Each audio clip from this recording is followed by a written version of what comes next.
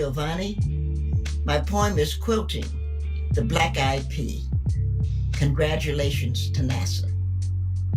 We're going to Mars for the same reason Marco Polo rocketed to China, for the same reason Columbus trimmed his sails on the dream of spices, for the very same reason Shackleton was enchanted with penguins, for the reason we fall in love. It's the only adventure. We're going to Mars because we have the hardware to do it.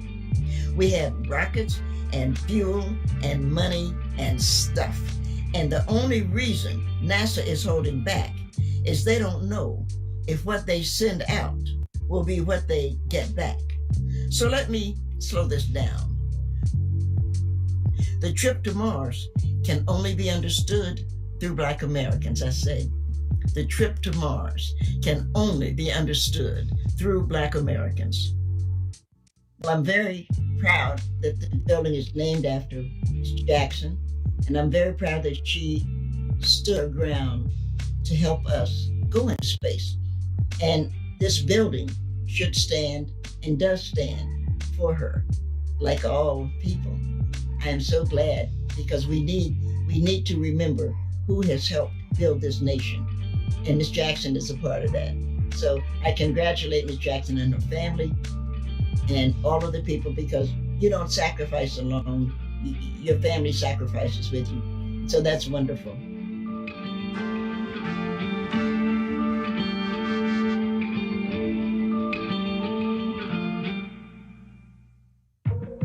Good afternoon, everyone. I'm Abby Phillips, CNN senior political correspondent and anchor of Inside Politics Sunday. It is my pleasure and honor to be with you virtually today and to welcome you to this celebration of the legacy and achievements of Mary W. Jackson.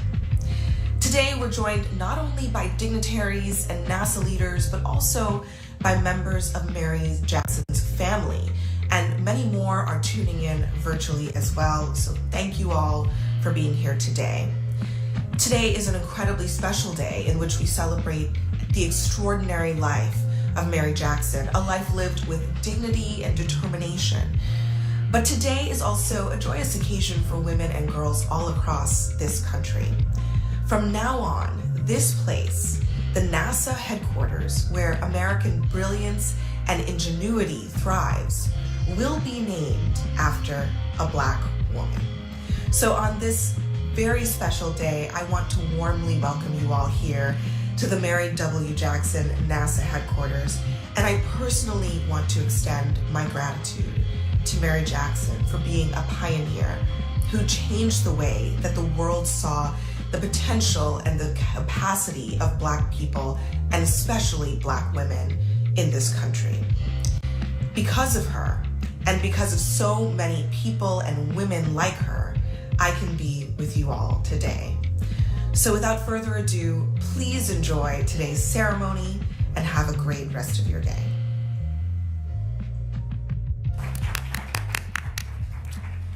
Good afternoon. Director Clayton, members of the Jackson family, Dr. Darden, Deputy Mayor Babers, and distinguished guests. Thank you all for joining us today to honor and celebrate an incredible history maker, NASA's first Black female engineer, Mary W. Jackson. For the official naming of the Mary W. Jackson NASA headquarters today, we ensure that she is a hidden figure no longer. Equal opportunity is the cornerstone of American democracy, and our diversity is one of our country's greatest strengths. But throughout our history, too many have been denied the equal opportunity that our nation stands for. At NASA, we are committed to recognizing and addressing inequities that serve as barriers to inclusiveness and equal opportunity. Jackson's story is one of incredible determination. She personified NASA's spirit of persevering against all odds, providing inspiration and advancing science and exploration. There is no denying that she faced innumerable challenges in her work that would eventually help send the first Americans to space. Today, you will hear about the barriers Jackson overcame in her quest to push the bounds of what Americans knew to be possible. Not least among them were the barriers she faced because of the color of her skin. And yet, Jackson persevered. She published a dozen papers, most focused on the behavior of boundary layer of air around airplanes. I know we're still doing research around boundary layer around vehicles, so I know she was doing cutting edge research. She studied forces on airplane models by generating winds at almost twice the speed of sound in the 4 by 4 foot, 60,000 horsepower supersonic pressure tunnel. She worked to improve commercial aircraft, analyzing data from wind tunnel experiments and real-world flight aircraft experiments at the Theoretical Aerodynamics branch of the Subsonic and Sonic Aerodynamics Division at Langley. And perhaps most famously, her work with other human computers, many of them black women, not only turned around the space race, but also galvanized imaginations around the world as to what we Americans can achieve. Because of engineers like Mary W. Jackson, America and the world was not only able to dream of landing among the stars, but to make that dream a reality. Jackson worked at NASA for over 30 years, but during her lifetime, her contributions were largely overlooked. She was passed over for management level promotions and perhaps reflecting on her own path, dedicated herself to ensuring that the next generation of female and other minority mathematicians, engineers, and scientists did not face the barriers that she did. President Biden has demonstrated his commitment to racial equality, diversity, and inclusion. And as Black History Month comes to a close, we must remember it's not enough only to honor the accomplishments and sacrifices of previous generations and heroes like Mary Jackson. We must aim for the future, laying the foundation for a diverse workforce and strengthening our culture of inclusion and equity, today and every day. And we must ensure that we celebrate and commend the contributions made every day by the incredible men and women who call NASA home. It's critical to the success of our agency and our future that we do the work necessary to get every American the tools they need to succeed and to ensure no American talent goes untapped. It's not just the right thing to do.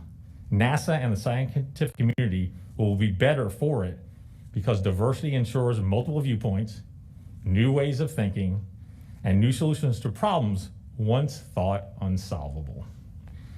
Like Mary W. Jackson, I've been honored to serve at NASA for over 30 years, and I know firsthand that many of the agency's incredible milestones would have been impossible without the countless contributions of engineers, mathematicians, and scientists, like Jackson, who persevered in the face of adversity, who refused to accept the status quo, and who brought our dreams from the realm of the imaginary into reality.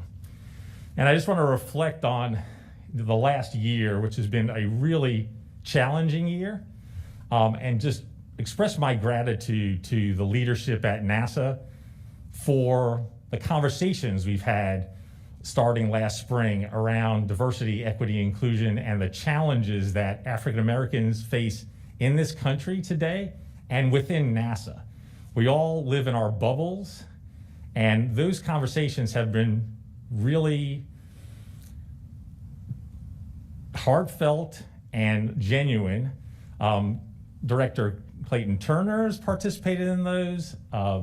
Samara Tanza King, our general counsel, Glenn Delgado, our associate administrator for small business programs, and just have given me appreciation for the challenges that African Americans face and what we need to do to start to overcome them. And it's work that I know I'm committed to doing, and agencies leaders are committed to doing, not only now, but into the future. And it's probably work we're gonna work on for the rest of our lives, and to make not only NASA a more diverse equitable, inclusive place, but also the nation. So I thank NASA leadership for their leadership in getting through these difficult times and for having those really difficult but critical conversations. My hope is that when we are safely able to return to work in person, walking through the doors of the Mary W. Jackson NASA headquarters each morning will inspire us all to push forward and continue to break barriers. And now it's my pleasure to welcome the District of Columbia Deputy Mayor for Operations and Infrastructure, Lucinda Babers. Deputy Mayor Babers holds a Master of Science in Business from Johns Hopkins University and a Bachelor's of Industrial Engineering from the Georgia Institute of Technology. She started her career as an officer in the military and held senior level positions at Amtrak and DC DMV before she was appointed as Deputy Mayor for Operations and Infrastructure in 2019. Join me and welcome Deputy Mayor Babers.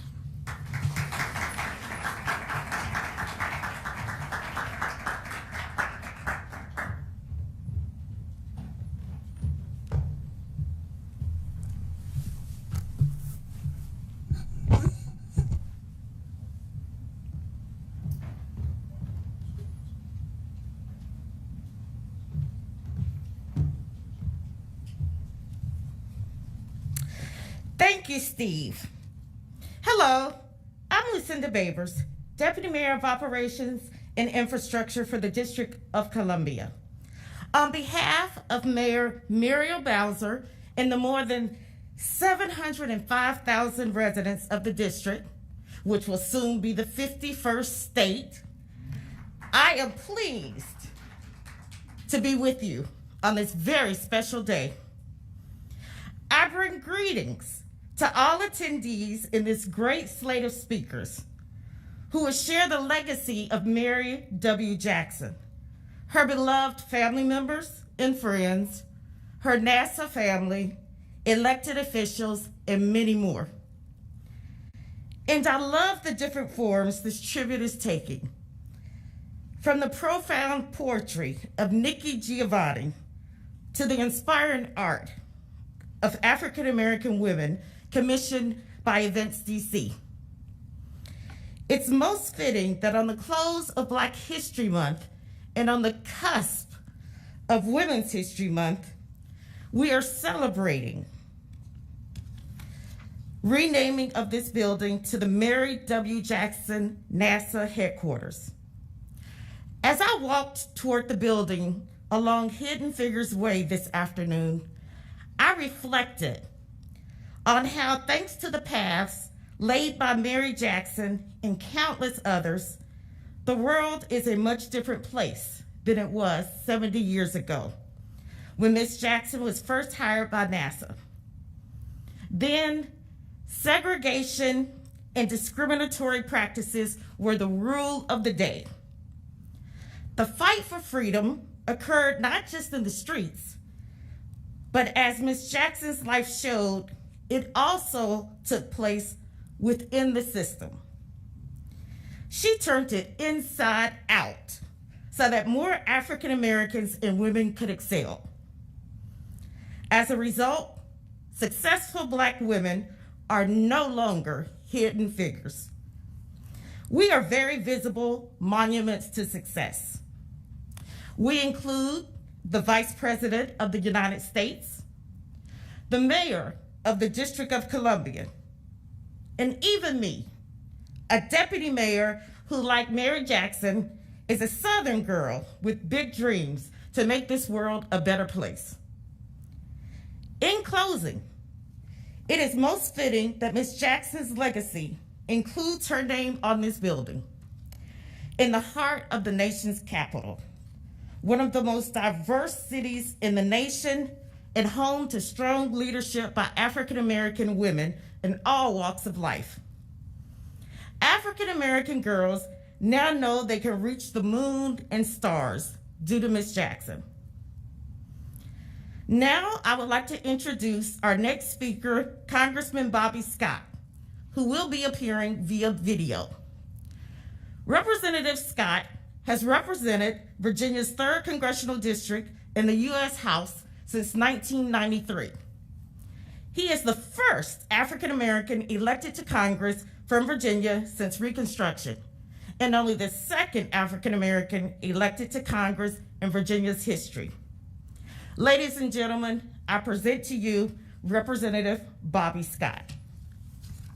I met Mary Jackson in the early 1970s after I came back from law school and was invited to serve on the advisory board of the local Continental Societies, a women's organization providing services to children, particularly those with special needs.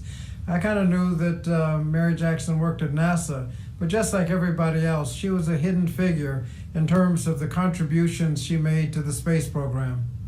President John F. Kennedy said something like, "A nation reveals itself not only by those it produces, but also by those it honors and those it remembers." Naming this building after Mary Jackson reveals a lot about our country. Good afternoon. Acting Administrator Jerzyk, Deputy Mayor Bayers, members of the Jackson family, distinguished guests. My name is Clayton Turner. I'm the director of NASA's Langley Research Center in Hampton, Virginia. It's my honor and privilege to share some thoughts about someone who was a true pioneer for our agency and our nation. We're here to pay tribute to a person who blazed trails but didn't boast, a high achiever who never sought attention or accolades. Instead, she used her success to help countless others to follow in her footsteps. She helped others find their path forward. Mary Winston Jackson was a hero. Looking back on her remarkable life, we can see some of the roots of her greatness. Born April 9, 1921 in Hampton, Virginia, she was the daughter of Frank and Ella Scott Winston. Her family was active at Bethel AME Church in Hampton. Mary attended the all-black George P. Phoenix Training School and graduated with honors. From there, she entered what was then Hampton Institute, now Hampton University, where she joined Alpha Kappa Alpha sorority. Mary graduated in 1942 with degrees in both mathematics and physical sciences. Mary tried various jobs before finding her place where she would ultimately make her mark. She worked as a teacher, a receptionist, a bookkeeper, and was a homemaker for a while after the birth of her son. But Mary wasn't done. She had more to do. Her turning point came in 1951. She accepted a position as a mathematician with the National Advisory Committee for Aeronautics, NASA's precursor, as part of the segregated West Area Computers. After 2 years, Mary took a computing position in Langley's 4-foot by 4-foot supersonic pressure tunnel. There she got hands-on experience, and she excelled. Her boss encouraged her to enter a training program that would allow her to earn a promotion from mathematician to engineer. What happened next is now well known. Because Hampton Public Schools were segregated at the time, Mary had to petition the city for the right to take classes alongside white students. Thanks to what was described as a quiet but commanding nature, she got the petition approved. Jackson became NASA's first African-American female engineer in 1958. And I want to just set that for context. I was 1 year old when that happened. So she set the groundwork even then. By 1975, she had written numerous technical publications for the agency and proven her merit as an engineer. Then, in 1979, she made a bold and heroic change. Instead of continuing her successful engineering career, she took a reduction in grade to work in the area of equal opportunity. After training at NASA headquarters, she returned to Langley and took the position of Federal Women's Program Manager. In that role, she enabled the hiring and promotion of a new generation of female mathematicians, engineers, and scientists. Mary W. Jackson was a pioneer in diversity and inclusion in policy, yes, but even more importantly, in action. She retired from NASA in 1985. She passed away on February 11, 2005. Mary W. Jackson was a pioneer who dared to challenge convention. She had the courage to fight inequality, and when she emerged victorious, she spread the benefits far and wide. Throughout her life, she made a positive impact in the lives of her fellow citizens. She was active in the Girl Scouts for decades, influencing thousands of young women. The recognition we celebrate today is appropriate because Mary Jackson remains an inspiration. Her perseverance, her empathy, her desire to lift us all. She inspired others to excel and to break through barriers. That is the spirit of NASA. Mary Jackson chose to lead by example, and at NASA today, we strive to emulate her vision, passion, and commitment. We celebrate that bright future that she pushed for so profoundly. Mary's accomplishments were sky high, but her feet were planted firmly on the ground in her community. She knew that nothing great can be built without a solid foundation. So she rolled up her sleeves and she built the best foundation possible. We honor Mary Winston Jackson by adding to that foundation. This headquarters building, bearing her name, will be a shining symbol of her will to push beyond barriers for the benefit of all. Her example will guide us together as we reach for new heights to reveal the unknown for the benefit of humankind. So now I have the honor of introducing our next speaker, Langley's formerly hidden figure, Christine Darden. Christine joined the agency as a human computer in 1967. Over a 40-year NASA career, she took on leadership roles including technical leader of NASA's Sonic Boom Group in the High Speed Research Program and director of the Aero Performing Center Program Office. She was the first African-American woman at Langley to be promoted to the Senior Executive Service. For the non-NASA government folks, Senior Executive Service is the highest civilian rank in the government. She authored many publications in the field of high-lift wing design and supersonic flow, flap design, sonic boom prediction, and sonic boom miniaturization. This is the work we use today in efforts like the Low Boom Flight Demonstrator mission and the experimental X-59 aircraft. So if you want to look outside and see the work that Christine Darden started, it's right outside in our lobby. In 1991, she received the NASA Equal Opportunity Medal, and in 1995, she received the NASA Outstanding Achievement Medal. Please welcome Christine Darden.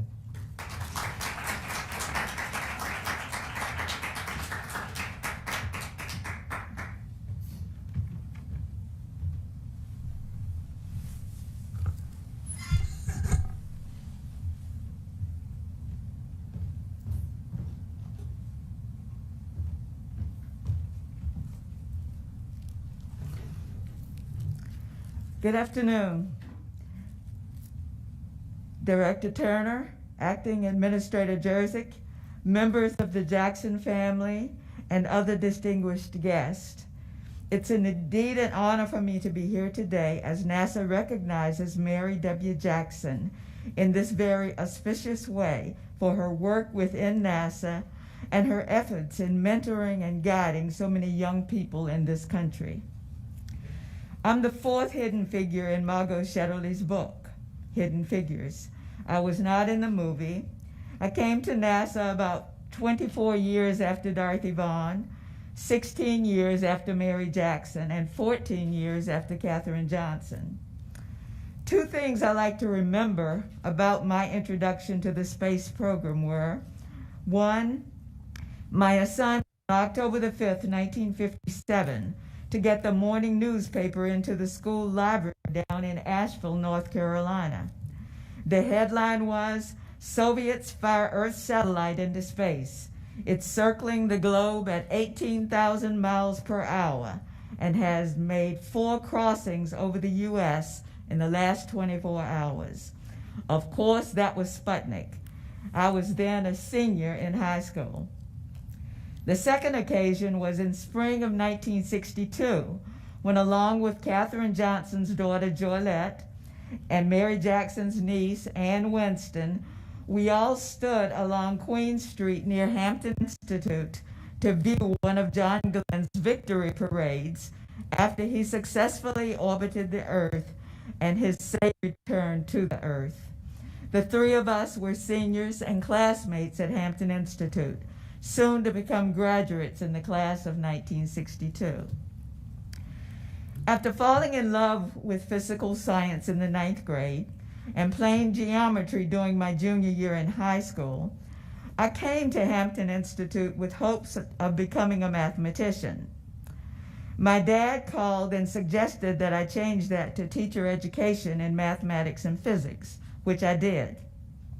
To do both, I took many extra high-level math courses just before I graduated to start teaching. My mother at that time told me that I needed to learn to speak up and talk to people. Speaking up led me to Virginia State College 2 or 3 years later, where I did research in aerosol physics and got a master's degree in applied mathematics. I was then hired by NASA. I was assigned to the reentry physics branch of the high-speed aerodynamics division. This was at the beginning of the Apollo program. I was working with several ladies who had worked with Mary in the West computers.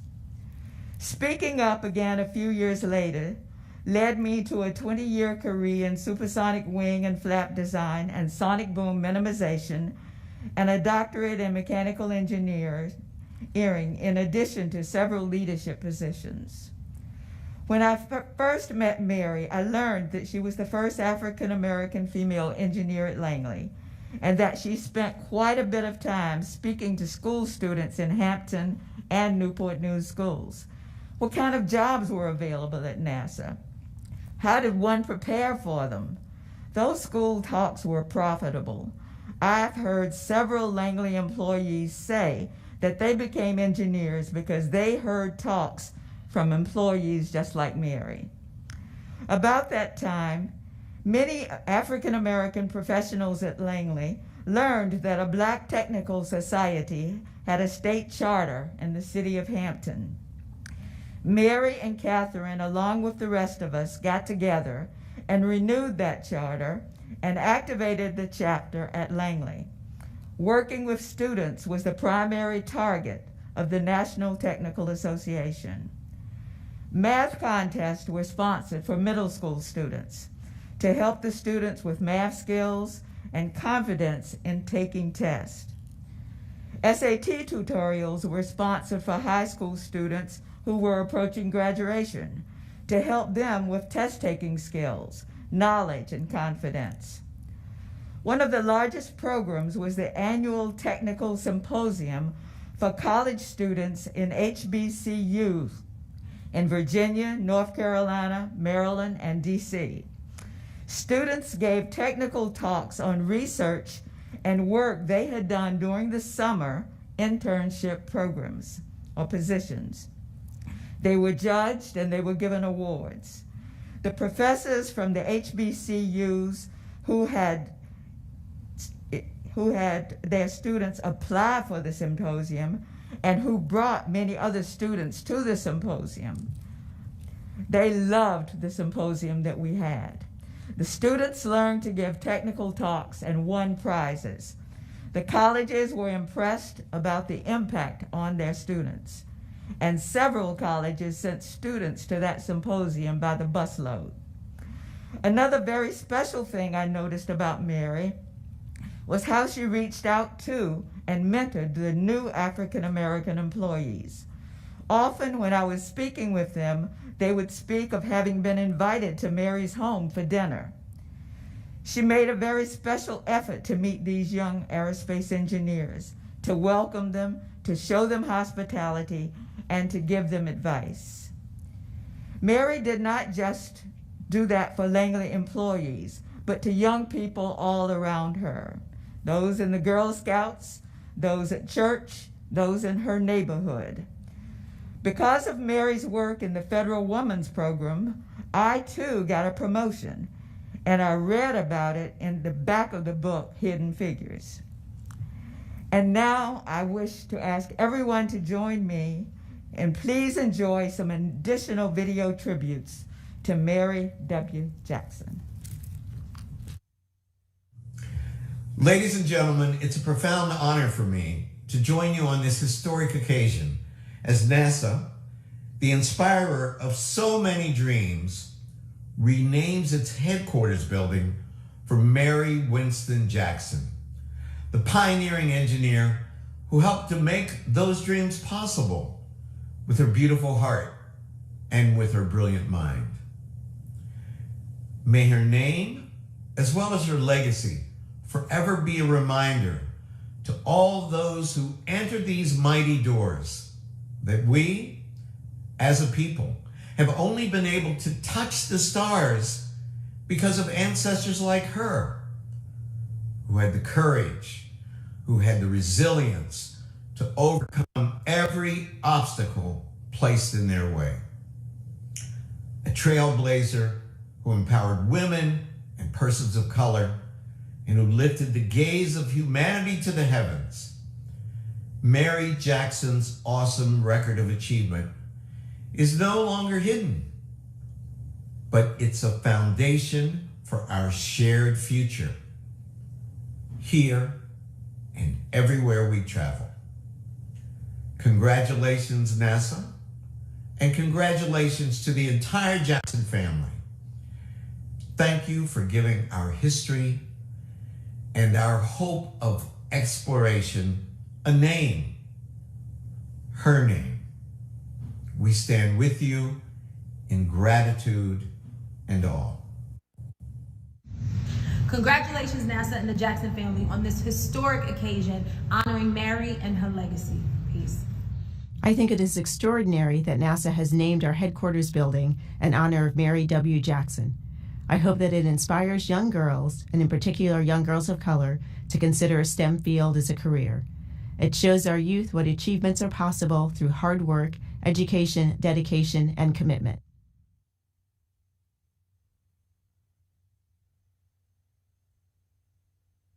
I knew that this was somebody that I needed to highlight and to honor through this portrait. This was a woman. This was NASA's first Black female engineer that had accomplished so much and whose achievements hadn't been known by the general public for far too long. I wanted to create a piece that represented and celebrated and honored Mary Jackson. Really see the woman not only that we're celebrating now, but what it took for her to get there. To be even a Black artist making artwork about space. It's because of her triumphs and it's because of her legacy that she left behind. The heroes and the figures that we had presented to us as kids didn't ever look like me. This is a figure who actually looks like us, represents us. When you look back at history, there's the time, there's the dates. Art is the color or the sound and the emotions that encapsulated the moment. It's the real human experience that happens as time passes.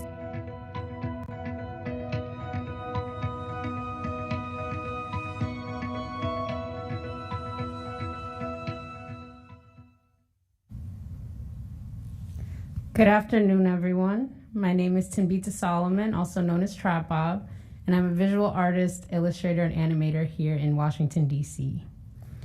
My work is artistically styled, bold, loud, and colorful, and often centers themes of representation and social justice.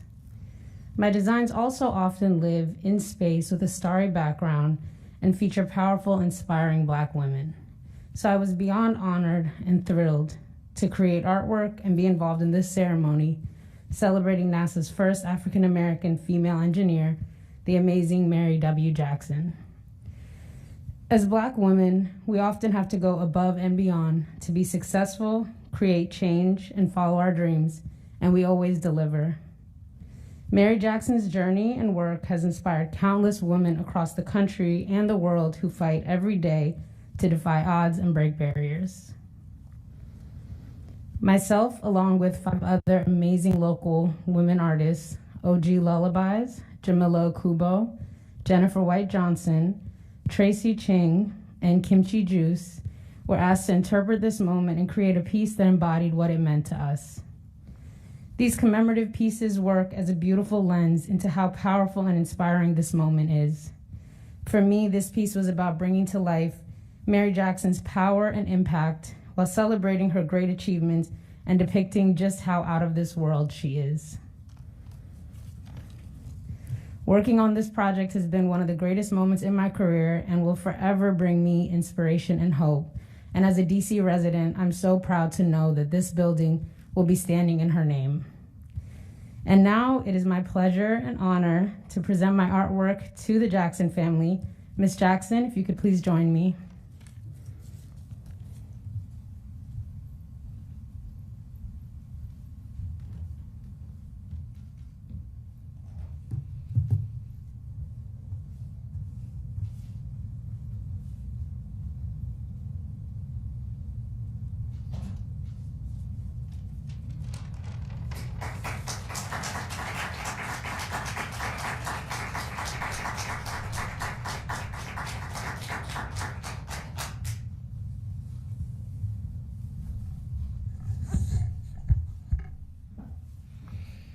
Thank you.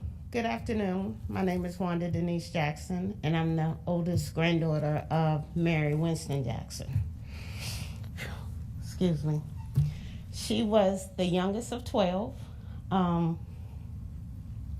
Mother passed when she was 2 years old, so her siblings had to raise her and carry her through her education, make sure she got her degrees. She was the last one to graduate of the Winston family from Hampton Institute at that time, where she did achieve her bachelor's degrees. After graduation, she taught mathematics in Maryland, where she also tutored high school and was a college student. Grandma married Levi Jackson Sr. in 1944 and had 2 children, Levi Jackson Jr. in 1964 and Carolyn Marie in 1955. Grandma was a very loving, caring, and feisty woman. She was that type of person who would do anything for anybody, no questions asked. Whatever you needed, whether it was finance, whether it was food, whether it was love, whether it was a place to live. Our door was a revolving door for many people to live, many people to come stay, even if you needed counseling. Washing clothes, whatever, our house was always open to any and everybody. She was that mentor, that educator. She did influence a lot of people. There are a lot of individuals who went into the engineer department, who went into the mathematics department because of what she knew, because of what she taught, because of what she encouraged. In this present time, at 2021, we are now on the 7th generation at Hampton University. So we are still achieving. Our family is still putting out engineers, doctors, as well as lawyers. I would like to thank everybody for this opportunity. I have had the honor all my life of knowing her, of traveling with her, Eva visiting NASA headquarters when she was here training. We would come up on the weekends because she lived here. So we would come up on the weekends to spend the weekends with her, as well as my aunt, because my aunt also lived up here too. Going back and forth, it was exciting, but not exciting. Our exciting moments was when she helped design the space shuttle. It was exciting for about 30 days. She had the model up. Next thing you know, it was gone. It was almost like it was in and out. She never gloated or bragged about anything she did, any of her accomplishments or anything like that. It was just who she was, everyday life, just something to do. It was just my job. It wasn't anything special. She was special to us. She was always our hero. She was always our star. So I would like to thank NASA and Dorothy Vaughan again for showing the world what the Winston and Jackson family always knew about her. She was always our special person. She was always our hero.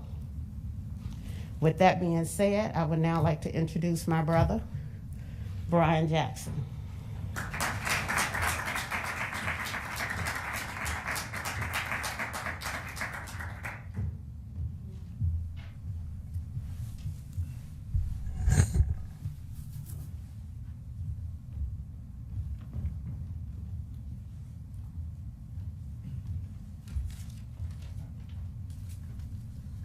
Good afternoon, everyone. First and foremost, I'd like to thank God for waking me up to be a part of this beautiful day in Black History Month. My name is Brian Jackson. I'm the grandson of Mary Winston Jackson. My grandmother was an amazing woman. She was a leader. She stood firm and stayed committed to whatever she was involved in until it was complete. She paved the way for so many without us even knowing, because she was a warrior, someone who wouldn't take no for an answer. Excuse me. Someone who wouldn't take no for an answer if she felt she was making a change to better something. Growing up, she would take me to Langley, show me around, and visit the wind tunnel where she worked. But I never knew how much of an impact she had at Langley. Even in the community, I knew she was someone important based on the conversations she would have with other people. They always spoke with the utmost respect, the kind of respect that you give someone, a person of power. Almost as if you seen your teacher in the hallway and she asked, "How you doing?" You just responded different. But when you hear my grandmother's name today, when you hear the name Mary Jackson, you think, wow, what a brilliant woman. Loving mother, grandmother, role model, educated, talented, determined, teacher, a hero. Believe it or not, she really was all that bottled into one woman. But I'm gonna share a time with you. One day I thought she was a genius. You could have told me Einstein was related and I would have believed it. I was 11 years old, I had a science project. It was a week to turn it in and I haven't thought of anything. So she asked, "Brian, you know what you're gonna do for your project?" I said, "Not yet, Grandma." She said, "I have an idea." I said, "What's that?" She said, "The monarch butterfly." Immediately, I started thinking, I can't go to school with a butterfly. My kid, the classmates gonna laugh at me. So, but I couldn't go without a project neither. So I researched the butterfly and come to find out the butterfly was pretty interesting. To me, it was a bad butterfly. It had eastern and western monarchs. They feed off of these milkweeds and they put poison, they store poison in their body and they fly around taunting other animals. That if you mess with me, I'm gonna poison you. So I presented the science project and in classroom, and just as I suspected, so many classmates were laughing. I thought it was funny too, but I didn't care. My grandma helped me with this project. I stood firm with it. I presented the project and they came to classes to take projects to compete in the science fair.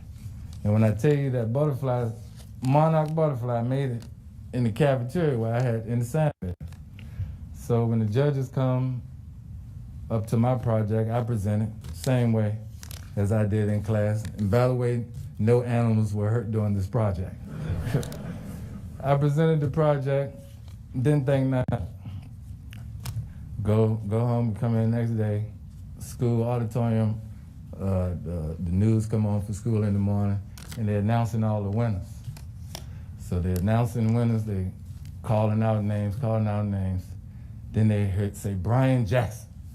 Everybody in my classroom was shocked, like what did Brian Jackson, third place. I was even shocked, I couldn't believe it, I wasn't expecting to hear my name.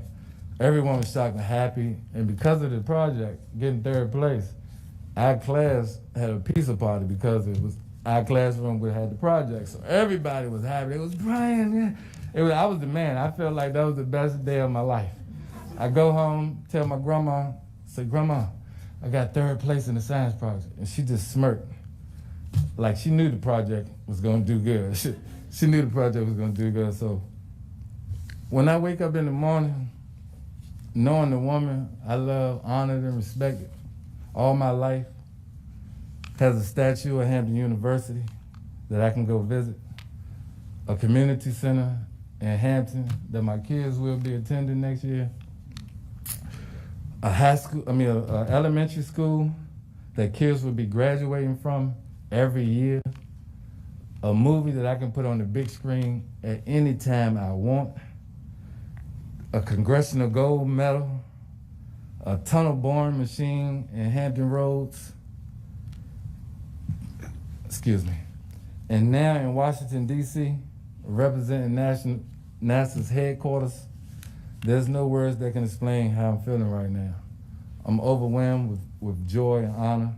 And on behalf of the Jackson family, my Uncle Raymond, Sister Kashanta, and Wanda, and I would like to thank everyone that was involved in these projects coming forth. And thank you, God bless. And following me is Director Clayton. Thank you.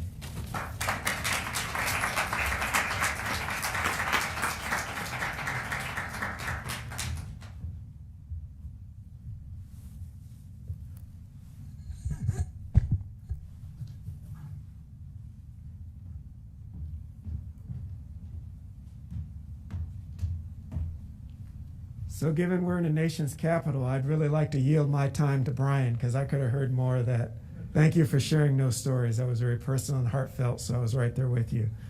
So now please join me in enjoying the reflections of Mary W. Jackson's lasting influence and impact. And after that, we'll have the unveiling ceremony outside the building.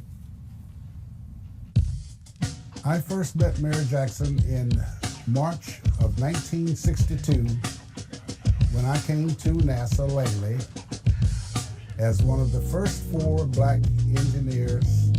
So it was a time of frustration many times, but it was a time of overcoming all of the obstacles that people placed in our way to become full-fledged engineers with the ability to work on critical national programs like the space program. Many of the engineers and scientists did not think of us as qualified or worthy to be engineers in such an important national program. Mary Jackson was able to dispel from the standpoint not of my co-workers' attitudes or her co-workers' attitudes, but because of our own attitudes and how we should conduct ourselves. It was always move forward, do your job, be the best you can be, and we'll all be okay. And that's what I take from Mary Jackson's life and her interaction with me. And I truly appreciate all of the things she did for myself and my family, my community, and what she did for NASA. As a young black engineer at NASA Langley, there aren't many of us there, and so you try to look for the other African American engineers there. And at Langley, they had a chapter of the National Technical Association, the Hampton Roads chapter of NTA, and it was through that association that I got to meet Mary and people like Katherine Johnson and Christine Darden and other folk. Mary was very active in that, and I can remember many of meetings that we met at oftentimes at NASA Langley. We would have meetings where we would discuss and plan programs like a student symposium where we would bring college kids to NASA Langley and get them to present their work that they were doing at school, either technical papers that they were writing or research that they were conducting. And we would also let them see some of the experimental and scientific facilities at Langley and get a chance to see, what the real working engineers that looked like them were doing for the space agency. And oftentimes, after the meetings were over, we'd go over to Mary's house on Queen Street, and then we'd have the meeting after the meeting. And that's where I really got to see how involved Mary was in the local community, because there was just always somebody at her house. Local kids who come there to get math tutoring or help with their homework. I mean, she always had somebody over there that she was helping, and it was just like a great big family that she always had there at her house, and she was just so dedicated to helping people. When I started my career, I lived with Miss Jackson and her family. When the book Hidden Figures first came out, written by Margaret Shetterly, I began to reminisce, and I wondered, how did I come to know Mary Jackson? How did that even happen? So I began to search some old photos, and I found a photo of me and Miss Jackson along with her granddaughter. The photo was taken at my college graduation dinner party. I knew Mary Jackson before working at NASA. I went to Hampton undergrad and I met her pastor. Her pastor gave me a receptionist job at their church, and I knew he didn't need a receptionist. He was just making a way for me to make a little extra money. I was a freshman at the time. Later, I told him that I was going to be working at NASA. He must have had a conversation with Miss Jackson because Miss Jackson offered me to live with her and her family. They were so welcoming, and it was such a blessing to me because I was about in my 20s and it was my first time moving away from home. So to be welcomed into such a beautiful and kind family was just such a blessing. Her husband, Levi Jackson, which we affectionately call Jack, taught me how to cook. And someone asked me, well, what did he teach you? And one dish that I remember is he taught me how to bake a turkey. I knew Miss Jackson was brilliant, but I didn't know that she was the first African-American female engineer at NASA until I saw the movie Hidden Figures. Miss Jackson was just so humble, and she didn't brag about any of her accolades. I knew that she was brilliant, and I knew that she made a lot of contributions at NASA, and she helped a lot of people, not just African Americans, but she helped all people. When I first came there, it's interesting. Wanda was a little girl, barely crawling on the floor when I met Miss Jackson back during those days. And we went over there all the time. Whenever we needed something to eat or just to hang out, we could come see Mrs. Jackson. We used to call her Mama Jack, and we called Mr. Jackson Daddy Jack. And I really remember those days, and they're very important to me. Great impact on my life. You know. And I can remember she took a personal interest in me in terms of my career. You know, if I screwed something up, somehow she found out. And almost before I got back to my desk, she was calling me on the phone. She said, "What you doing, man? What you just did?" You know. And if it was something good, she was one of the first people to call me. I don't know how she knew to this day, you know, but that was just kind of the person she was. And I can remember she had a strong love for her church and the community, you know, and because she cared a lot about kids. She tutored a lot of people in the church, and she also advised me a lot of times in terms of when I messed up. She told me about it, and when I did good, she told me about it.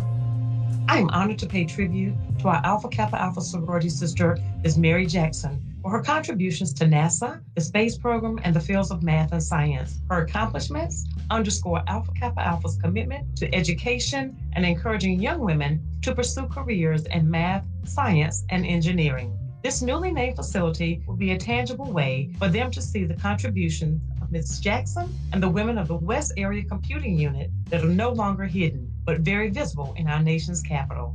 Mary Jackson was my Girl Scout leader from brownies to seniors, 10 years.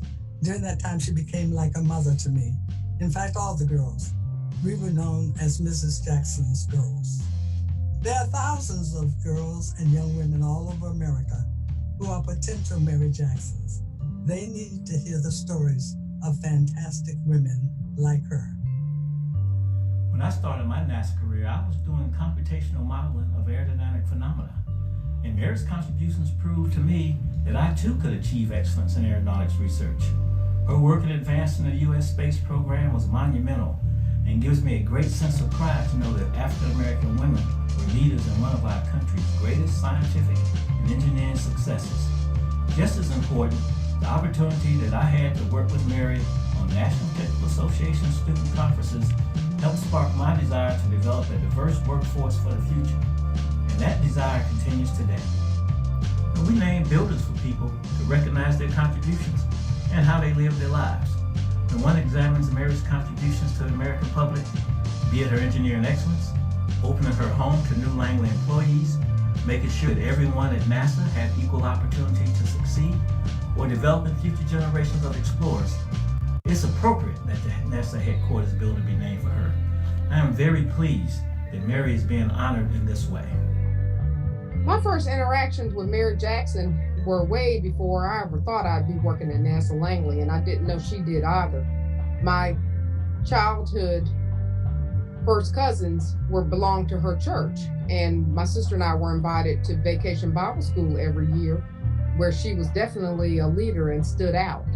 And then later, when I became a NASA employee, Mary reached out to me, as she did many of the African-American employees, just to welcome me and let me know that there was a support system there. And she also encouraged me to join the National Technical Association and get involved and making sure that I published and went to the technical conferences. You know, it's been said that every aircraft that has flown has gone through the wind tunnels at NASA Langley. So the way I see Mary's contributions is that her fingerprints is on just about every aircraft that flies in the world. So and to think that is something that was done, her contributions were done by someone who looks like me. I want to see girls who look like Mary become the next generation of scientists and engineers and whatever. But you really need those role models in order to capture the minds of folks in the 3rd and 4th grade, so that they can see, yes, I can do this. It's so important that we learn how to reach back and bring people up with us. And Mary Jackson and the other Hidden Figures and the other African-American males, it was a community and it was a family. And we knew that we had people there that were looking out for us, even if they never said anything. They knew who we were, they knew where we were. They stepped in to give us advice when we needed it, and they were there for us when we sought it out. And it's so important for people that are working now to understand that no man is an island. You don't get anywhere without having people around you to make you whole and to guide you.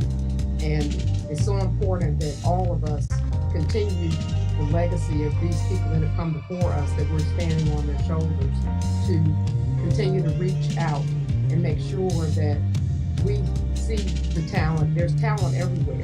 Every human being has something to give. You have to bring everyone along. Mary Winston Jackson, a wife, mother, sister, and family in church.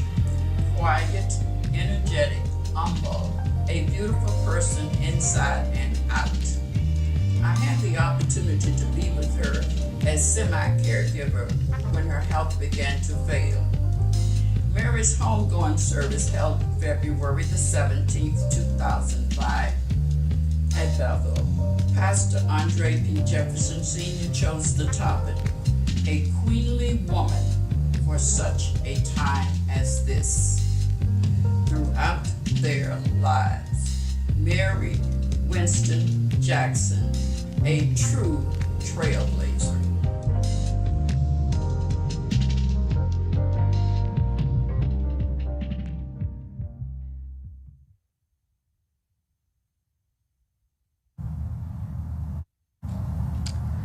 All of us here today stand on the shoulders of heroes like Mary W. Jackson, who broke down barriers for women and for people of color in engineering and science. Without their contributions, NASA would not be the leader in space and aviation that it is today. To just discuss her own journey and reveal the new headquarters sign, I'd like to introduce Yolanda Shea. Yolanda Shea is the project scientist for the Clario Climate Absolute Ratings and Refractivity Observatory Pathfinder mission, and is a research scientist at NASA Langley Research Center. Her research has focused on what is required for robust monitoring of Earth's changing climate. In recognition of her technical and community service achievements, she was a recipient of the prestigious Presidential Early Career Award for Scientists and Engineers in 2019.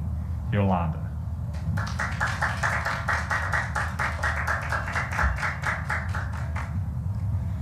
Thank you, Acting Administrator Jerzik, for that introduction. Hello, everyone. My name is Yolanda Shea, and I am an atmospheric scientist at NASA Langley Research Center. I'm proud and excited to be a part of today's historic event. You may not be able to see it, but I have a big smile on my face. I'm a project scientist for Clario Pathfinder. It's a climate observing mission that will take unique, high accuracy measurements of sunlight reflected by Earth back to space. This reflected sunlight will carry critical information back to our instrument in space that we will use to better understand Earth's climate and help improve the accuracy of other satellite instruments.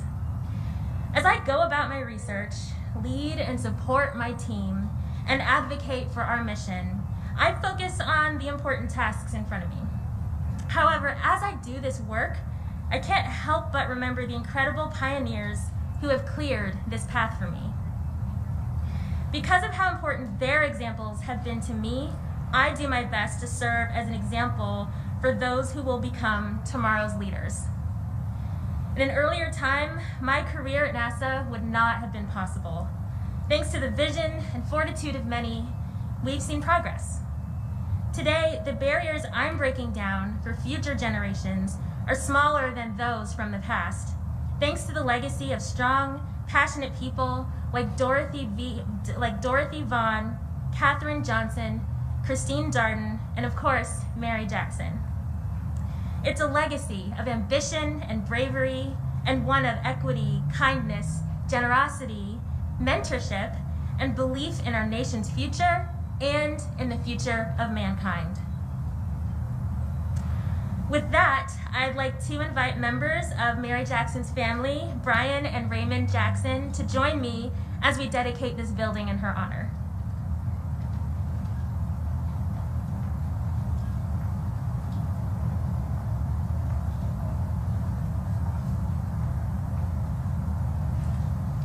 All right, will you join me in the countdown? 3, 2, 1.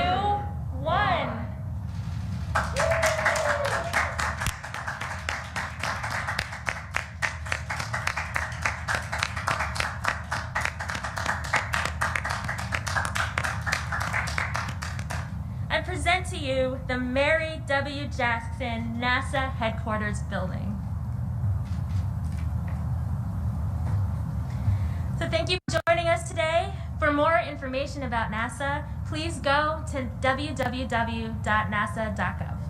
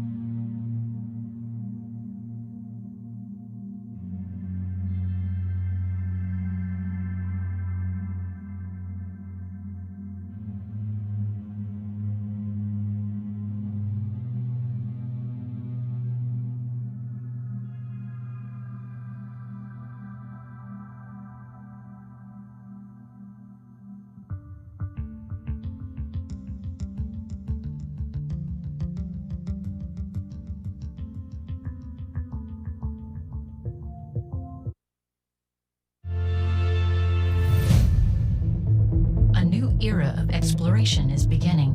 NASA is building on its experience in low Earth orbit and preparing to go farther, setting up a base camp in orbit around the moon, known as the Gateway, exploring the surface of the moon like never before, and preparing to one day go to Mars. To accomplish all this, NASA will need a new spacesuit for its astronauts, one that's more flexible, versatile, and durable than any made before. Engineers are now hard at work designing, building, and testing the new suit, making sure it's up to the task for future exploration.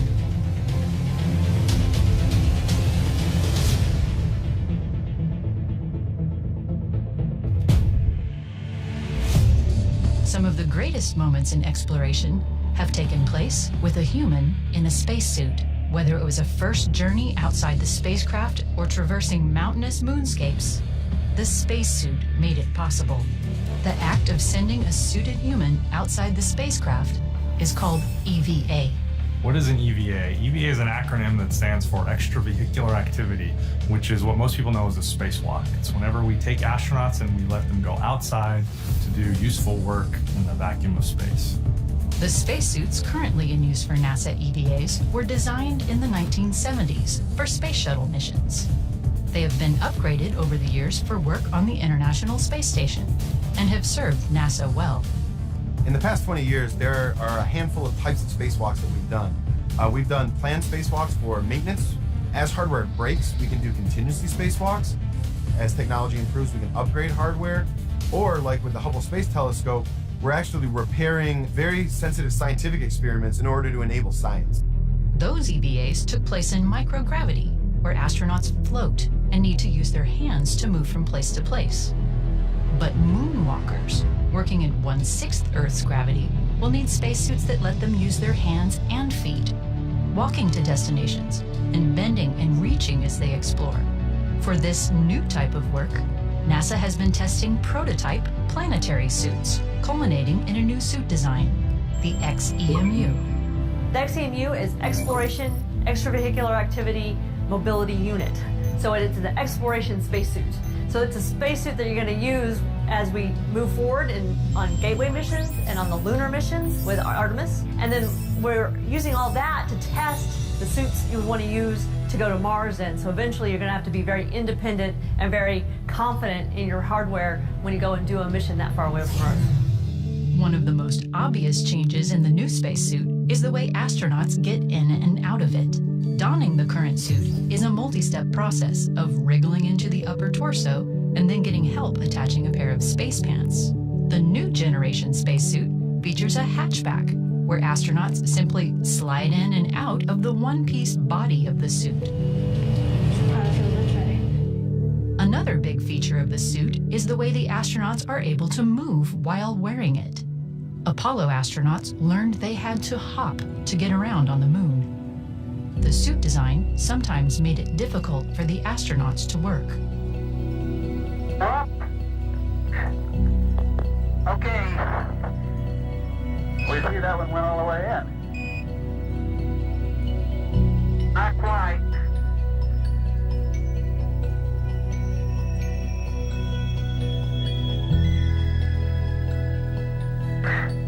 Like that.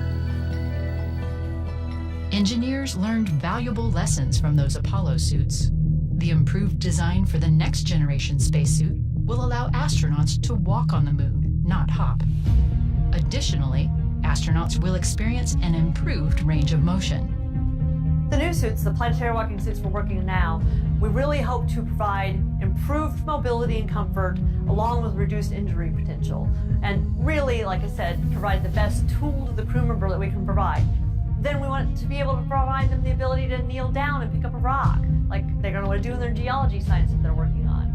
We want this to be a very reliable and durable suit so they can use it day after day in a dusty environment and not have to do a lot of maintenance with it while they're needing to do their mission. So there's a lot of those kinds of aspects that go into improving the suit that we're going to provide for the lunar missions. Improved mobility is not the only feature engineers have been working on. The astronauts will also be carrying a special backpack known as the PLIS. So the PLIS is the Portable Life Support System. It's the backpack on the spacesuit, and it has all of the interesting parts to keep the crew member alive while they're on their spacewalk. So it has oxygen stored as pressurized gas for breathing, pressure regulators that regulate the oxygen pressure inside the spacesuit, and then a ventilation loop and a water loop that we call the thermal loop that provide trace contaminant and carbon dioxide removal from the breathing environment, and also cooling for the crew member and the suit onboard avionics and electronic systems. While the PLIS has been on previous spacesuits, this improved version will offer new technology, greater control of its systems for the astronaut, and longer life for each EVA, allowing more exploration.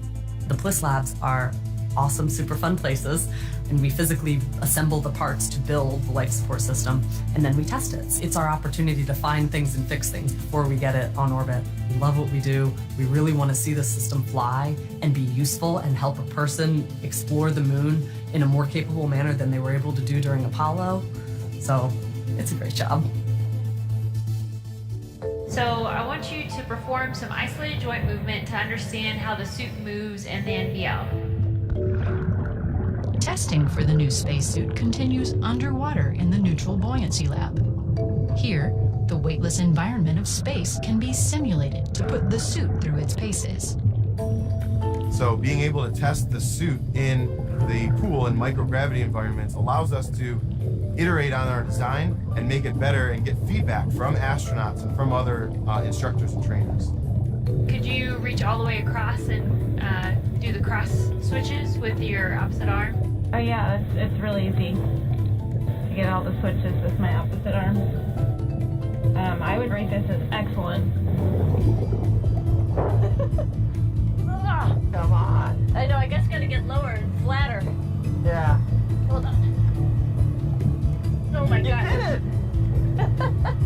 Very good. So if this could happen in real life, this is a spectacular translation. Rex and I are very lucky. It is like a brand new spacecraft. Even has the new smell and everything. It does. New car smell.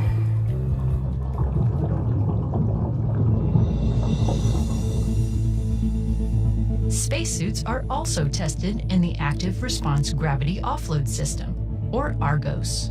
Yeah, so the ARGOS electronically is able to tune an astronaut exactly to whatever gravity it is that we're practicing that day, whether that's microgravity, lunar gravity, or Martian gravity.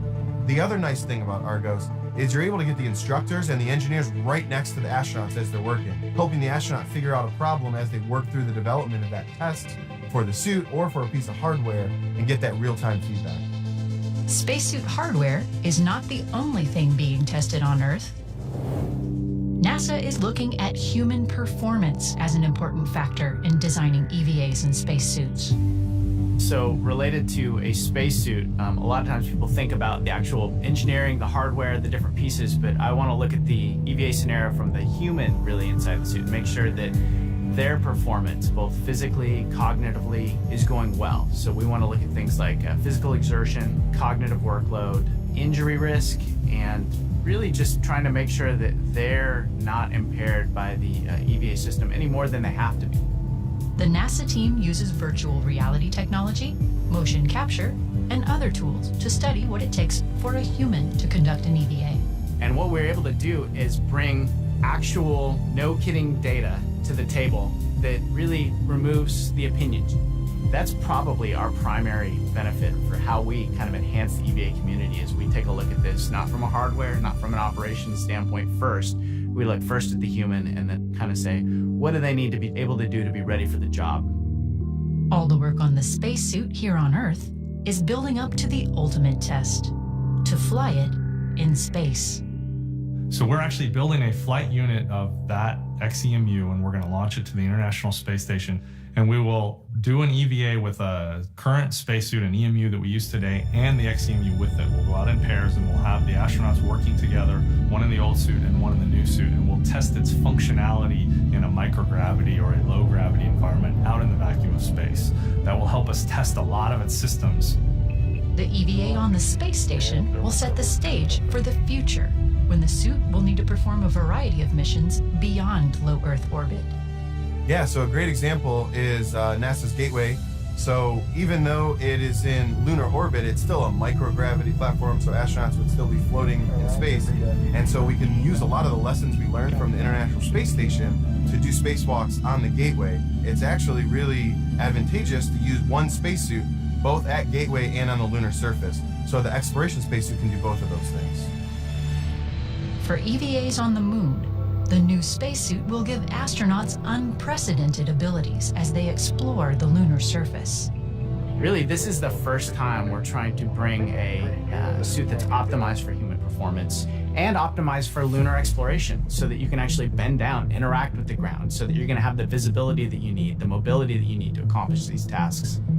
This new suit will allow us the flexibility to really do exploration, get down on the surface and send geologists to the surface and really let them act like geologists in a spacesuit. This is the first time in history that a suit like that will have been created, and it's really exciting to be part of that, to do what NASA was meant to do, and that is to do exploration. And this suit will really help enable the agency go do exploration. Well, everyone in my generation wasn't alive the first time we went to the moon, and we want to do it again, and we want to do it better. We want to go do more science, we want to stay longer, we want to get more out of it, and we have the technology to do it now. So we're really excited about it. With its new technology, new design, greater mobility, and greater versatility in how it can be used, NASA's new spacewalking suit is truly tailored for the next generation of space explorers.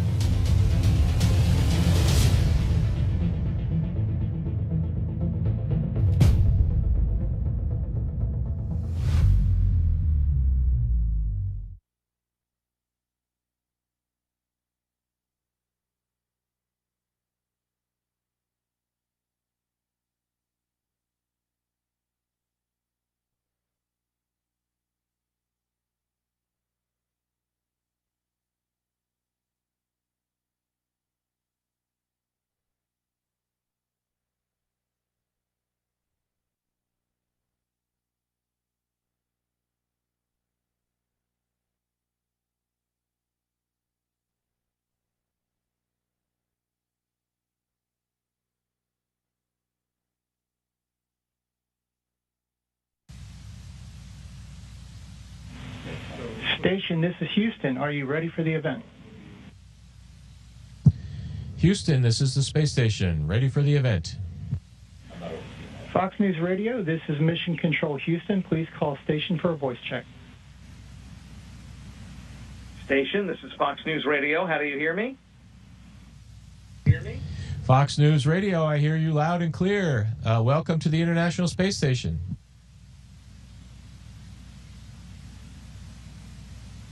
Well, thank you so much. It is truly great to be with you. It's certainly a pleasure for me as well. I'm a big fan and a longtime space reporter in a Space Academy or Space Camp, as it was called Space Academy back then when I was a kid, graduate. So it's certainly a treat for me to talk to you today. So thank you for your time. Captain, I know that we are coming up on an important and memorable anniversary for Space Station's operations here in November, and I was wondering if you could take just a moment to tell me about the station as it is now. How is the station holding up all these years into hosting humans in space constantly? The International Space Station. Yeah, that's a great question, and we're very proud of the fact that we've had personnel living on board the International Space Station for 20 years come November. On a personal note, for me, it's especially personal because my mentor, astronaut Bill Shepard, another Navy captain and Navy SEAL, was the commander of Expedition 1, and now I am the second Navy SEAL to fly in space on Expedition 63, 20 years later, kind of bookending and that's like quite a special thing for Shep and myself. In terms of the space station, it's really doing well. I mean, it is 20 years old, but it's we keep up with the maintenance. We fix, and it's a mechanical thing, so things have broken in those 20 years, and we fix them, and there'll be more things to break, and we'll continue to fix those items. But as we live and float around aboard the space station, I really can't help but think it's got a lot of life left in it, and so it's really a question of how long our nation desires to fund it, and as long as we have the funding and the will, we can keep this thing operating and conducting outstanding science on board the International Space Station. 20 years later, kind of bookending. Well, it's certainly the wonder of the modern world, and I want to recognize not just your service in NASA, but also your service in our military. Thank you for what you do, and for the dual role of keeping us safe and pushing our science to the limit. More, if I could, about the space station. You know, as you just mentioned, the station can have a long, long life still, and we are, at least under the current administration, looking at some very exciting new things in space with a possible lunar return and other things. What do you think the station's role will be in this going forward? You know, the station is the marvel, but if we start having a lunar gateway and things further away from planet Earth, there will be other marvels too. So what's the station's job in this new era? Well, that's a great question, and ultimately things boil down to budget in any large program, and it is a very, very, as you pointed out, a very, very exciting time to live and work in our manned space community. Well, space in general, manned and unmanned at this point in our nation's history, and as you say, we've got vectors on returning back to the moon and ultimately on to Mars. And all of that in the background with, well, in the forefront really for us, you have commercial vehicles flying people now to the space station, as I welcomed Bob and Doug just a month or so ago, a couple months ago. And so that's all fantastic and exciting for us to be living in the moment. Now, how does space station fare once we start moving into beyond low Earth orbit? My personal opinion is that NASA will have to make some tough budgetary decisions, and whether or not we can continue to fund the space station in that time frame, or maybe we hand it over to commercial entities to operate and maintain. Who knows? That's beyond my pay grade, but I don't think we can fully man and staff and operate the space station in the current paradigm, as well as explore the lunar environment and move to Mars. So there'll be some decisions to make, and we'll make them when we get to that point. But the space station itself provides an outstanding test bed for what's needed to conduct those missions and live in beyond low Earth orbit.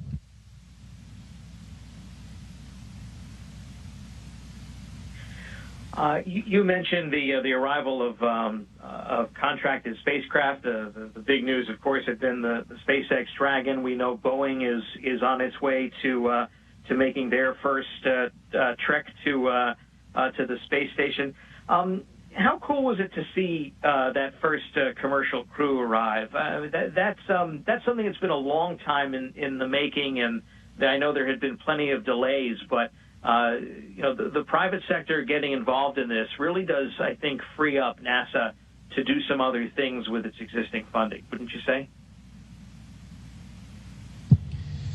Yeah, it's wonderful all the way around. Your initial question, how cool was it? It was amazingly cool. It was so fun to fly directly over the launch pad 2 minutes before they lifted off, knowing that rocket was going to make a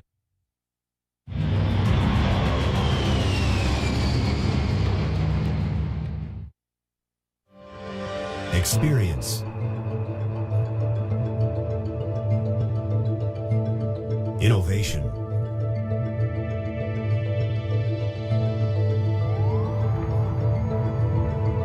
Safety.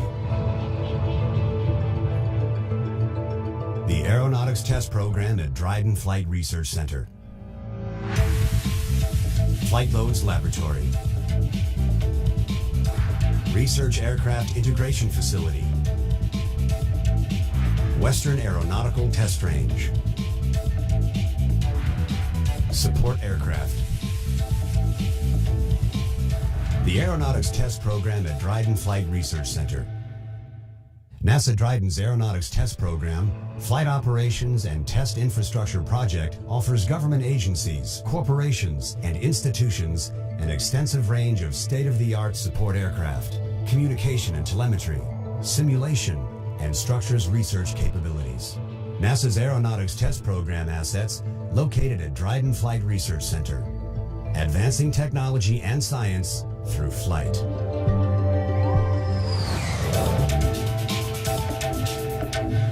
Flight Loads Laboratory.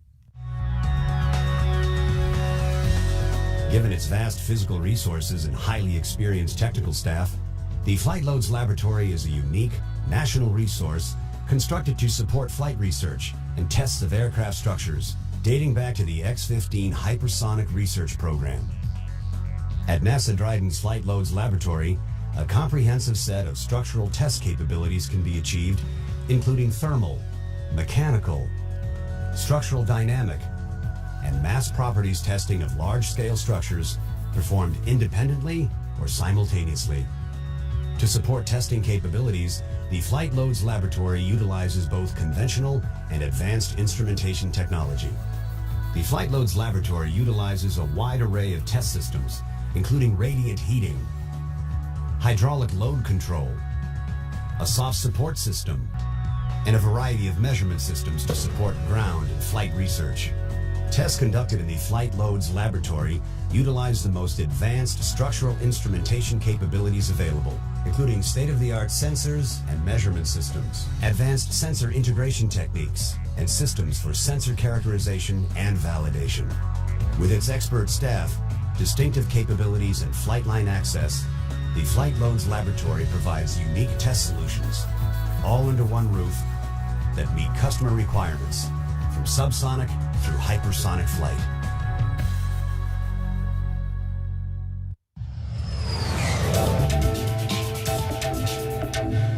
Research Aircraft Integration Facility. Another one-of-a-kind resource offered by Dryden Flight Research Center's Aeronautics Test Program is the flight simulation capability, located in the Research Aircraft Integration Facility, known as the RAFE. Designed to house project and facility management, vehicle maintenance, and engineering personnel, the RAFE can support a wide variety of advanced, highly integrated research aircraft through all phases of a research program, from concept to flight. Okay, we'll drive all the way to hold and get some gas. Copy. Among its more rare capabilities, the RAFE offers high-fidelity, real-time and batch flight simulation, closed-loop, hardware-in-the-loop, pilot-in-the-loop, and vehicle-in-the-loop verification and validation testing. The RAFE offers 11 different simulation labs with the ability to customize for specific research aircraft and unmanned vehicles. The co-location of project and facility management, vehicle maintenance, and engineering personnel allows the RAFE to support advanced aeronautical and space-based research throughout all phases of the research program within a single facility.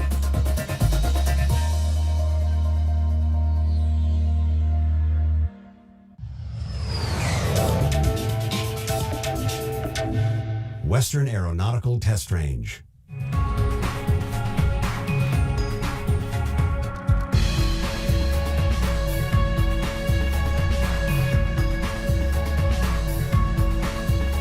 Located at Dryden Flight Research Center and part of the Edwards Air Force Base Complex, the ATP's Western Aeronautical Test Range, or WATR, supports flight research operations and low Earth orbiting missions, supplying a comprehensive set of resources for the control and monitoring of flight activities, and utilizing the most advanced tracking and data acquisition technology available.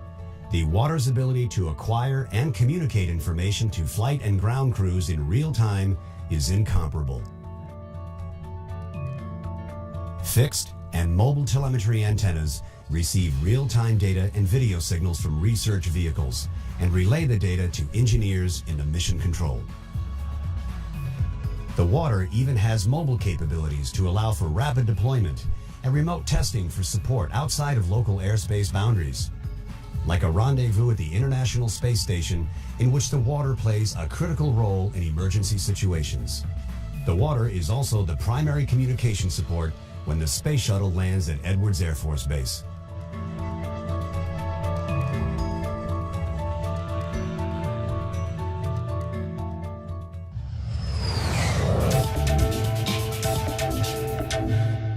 Support aircraft.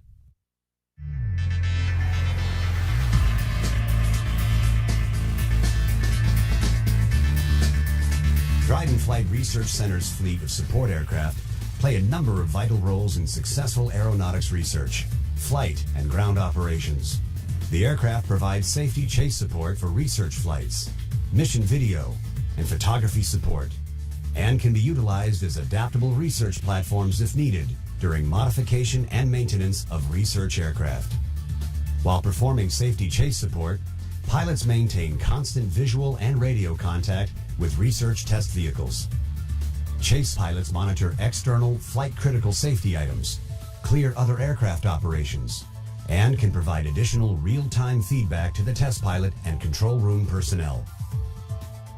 Another vital component in the ATP support aircraft program is the utilization of photography and video. Live video is captured plane to plane and transmitted to control rooms, allowing project engineers to watch the mission from the most optimal point of view in real time. Each of these support aircraft has unique performance capabilities, allowing the fleet to meet support requirements across the entire envelope of flight research operation speed, duration, and altitude ranges. This diversity also allows the aircraft to be utilized to meet pilot proficiency requirements on multiple platforms, ensuring Dryden maintains the most highly qualified, versatile, and experienced research test pilots possible. These pilots also support the unique flight operation activities of various Earth science research and deployment campaigns stretching around the world. The Aeronautics Test Program at Dryden Flight Research Center, advancing aeronautics research through flight. With NASA's Aeronautics Test Program flight operations and test infrastructure project, you not only get access to Dryden's world-class facilities and infrastructure, you become part of NASA's tradition of success and innovation. Dryden Flight Research Center. To fly what others only imagine.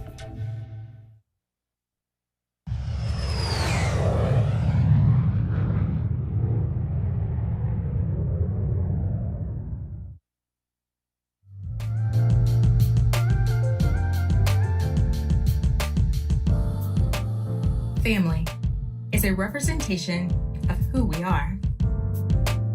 Our NASA family is an album of brotherhood and sisterhood that shares a kinship for exploration and is committed to being represented, no matter the destination. The video just doesn't do it justice. It is pretty amazing, though. We go as diverse individuals and one extended family for the benefit of all. Family is a source of strength. It can fuel our ambitions and spark the power to persevere. Reigns in the bronze, yes, sir. I love it. Family is a reflection of our legacy. We draw from the past to empower a healthier future. As innovators, we identify with the generations before us. Round of applause for and their hard-fought achievements, which continue to inspire. In recognition of Black History Month, NASA is proud to celebrate the Black family and the contributions from the Black community. NASA is a representation of an extended family, proud of its identity, and rich in diversity.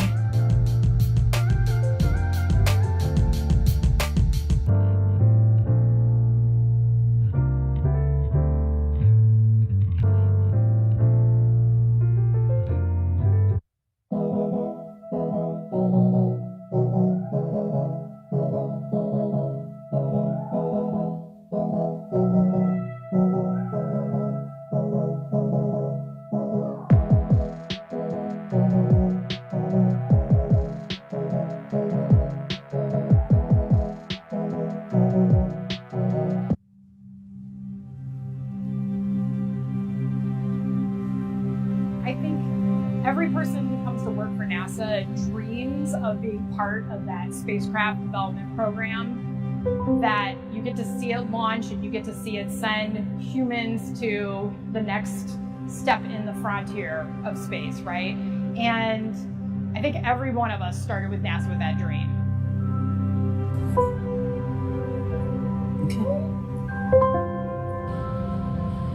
Okay, to start, first tell us a little bit about how you got here. And then if you could share with us who Monica is. Okay. Well, I've been out here 12 years. I'm a research laboratory mechanic. They hired me on actually as general labor and said if I did really well, I had a chance to get into the NASA apprentice program. So I did really well, and I got into the program. They sent me to school, and then on-the-job training hours to learn the skills that I needed for here. And I guess the rest is history.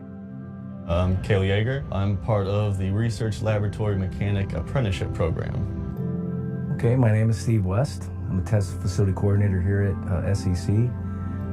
Been here a long time. I think I'm starting my 37th year. If you want to do the math, I think it's pretty close to that. My name's Erin Reed. I'm a test engineer here at SEC. I'm Nicole Smith. I'm the project manager for Orion testing here at NASA's Plum Brook Station.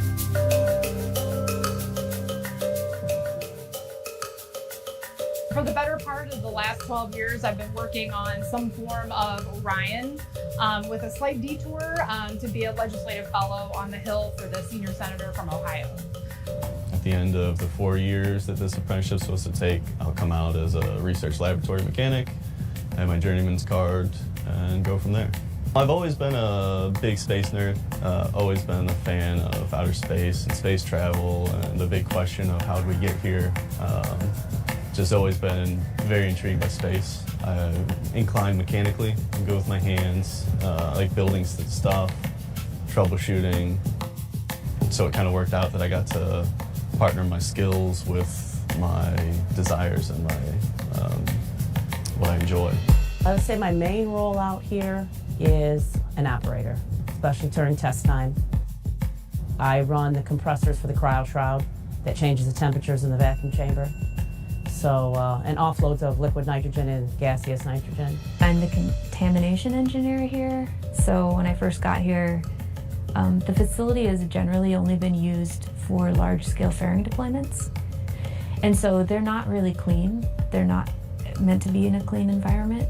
So the vacuum chamber that we've used has always been sort of dirty. And so when I came here, there was a big push to try to figure out how to clean the chamber and how to make the facility clean enough so that when we got a flight vehicle, we wouldn't contaminate the vehicle.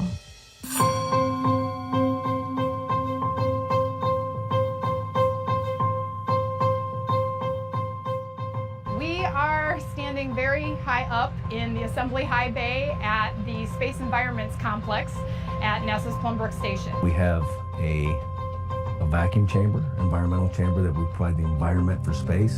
We have the world's largest shaker table. We have the most powerful reverberation chamber, which is capable of producing 163 dB. The shaker table, that is for the sound. When you take a rocket and you pound it with the sound that makes when at liftoff. So there's a lot of capabilities that this test facility now has. At one time, it was just the world's largest vacuum chamber with the world's largest cold wall. So it's much more now.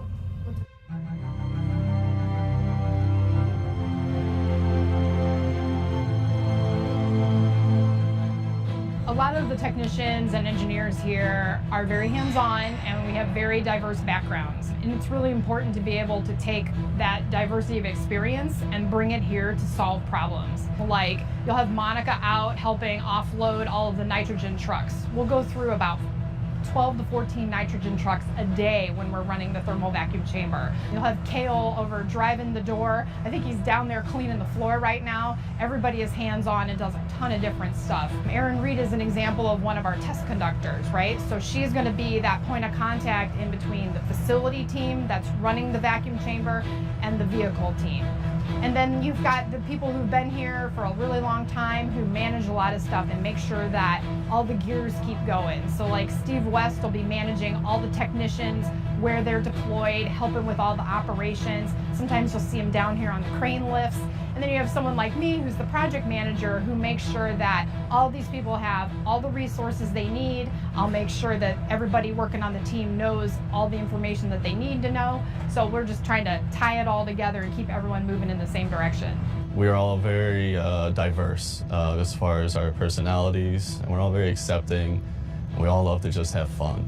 I think that's probably the biggest part of what makes this team work, is that no matter what type of day you're having, no matter what type of work we have to do, we're always joking around, we're always having a good time with one another. It's a tight-knit group that, I work with, and everybody's pretty accepting here.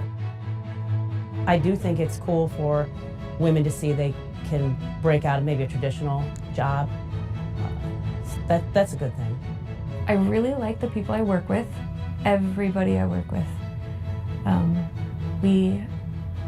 We all work really hard, and it's really nice to know that when you're feeling overloaded with work, that the people next to you are just as overloaded. Misery loves company.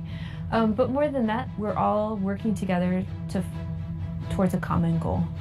So there are lots of disagreements that we have, technical disagreements. We may see things with a different perspective, but we all know that it's because we're trying to create the best solution for what we're trying to do. I mean, data is our product. We don't make any widgets or anything, so that's our product. So I believe the engineering and the techs here are outstanding. I would put them up against anyone in the world.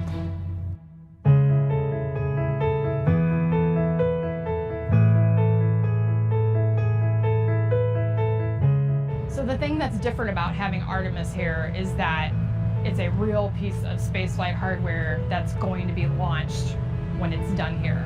So we do a lot of other test articles to prepare. All of the other prior Orion hardware was development. So this one it's huge, and it's going to go around the moon. And we're going to be able to sit there and watch it launch and watch it while it's out on its orbit and see how it's doing and say, yeah, we had a huge hand in that. I've been here so long that I've seen the transition, and it's so neat to finally see. I spent a lifetime getting it to where it is, and I'm really proud that we're testing flight hardware now. I think it's a credit to the people I work with. I work with some great engineers and great technicians, so very proud of what we've accomplished. When it's a flight vehicle, you're not just concerned about the data from the test, you're actually concerned about the vehicle itself, because that's the thing that's going to be delivered to space. So that's when it becomes a higher risk. During the thermal vacuum test, we'll provide a really cold background of space with our cryo wall, and then we'll be able to do different zones of heating to simulate being in a specific part of the orbit where one part of the spacecraft might be in the sun and the other part is in the shade. When we're done with the thermal vacuum test, we'll bring it back out, do some reconfiguration, and then put it back in that chamber, but instead of pumping the air out of it and putting the cold wall in, we'll actually hit it with radio frequency waves to do electromagnetic testing. When you get in the test conditions and you got the chamber pumped down and the cryo shroud's at the temperature it's supposed to be, it can get very boring because everything's running perfectly, but boring is good. And to me, it's exciting. You're part of the crew, you're part of history, really, so I think that's very neat.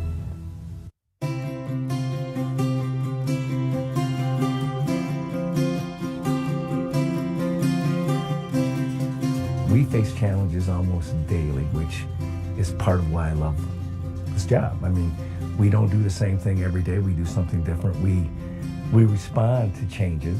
Everything we do is schedule driven for the most part. So when schedules delay or we have to redirect. And that's a challenge in itself. But we keep our crew working very effectively all the time, which is a challenge. And I get excited about those things. I think the biggest risks are for your optical components. For instance, we have a star tracker on the vehicle. So if you can imagine if a particle of dust or some bit of oil got stuck on the star tracker and the computer sees it as a star, but it doesn't move no matter how the vehicle moves, that would change how it's going to try to navigate, and it might even mess up some of the algorithms. So there's a lot of those sensitive surfaces that we're concerned about. If something gets contaminated with the spaceflight hardware, it can be detrimental when they go to launch it. From the oils from your hand, anything can gas off going into space. You're contaminating the test article that's coming if you touch it with your fingertips even. So we have to be that careful because it is spaceflight hardware. Outside of work, I have a 4-year-old son and 2 8-month-old sons. We had twins over the furlough, so that was exciting. I'm lucky. My girlfriend is very supportive. She helps out a lot. She makes it easy.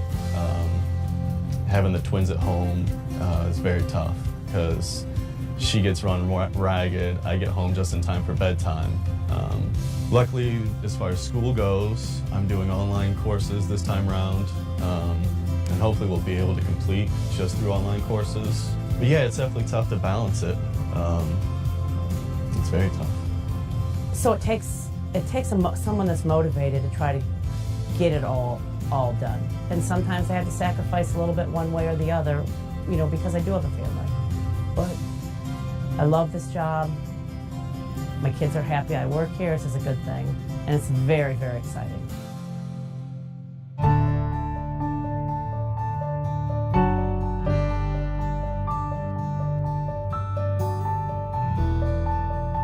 It's huge for me to be a part of it and to see the spacecraft come here to Ohio and be tested for 4 months and then see it launch.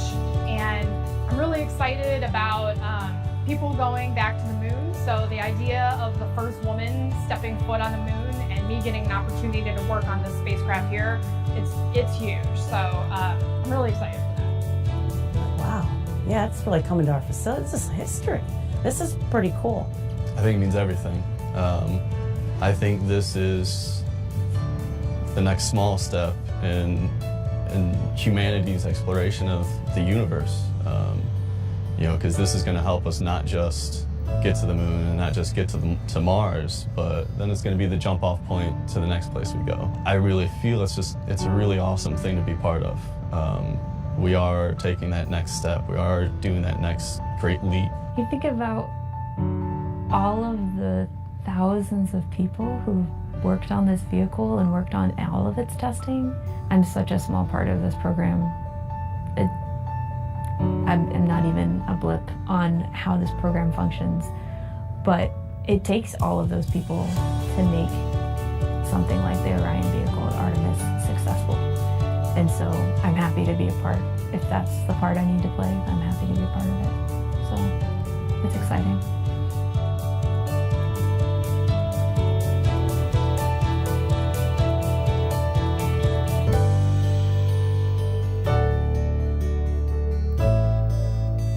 I'm a real go-getter. I like to go, which helps me for this job because we do put a lot of hours in. I used to be in the apprentice program, so I was going to school. At the time, I had 3 younger kids.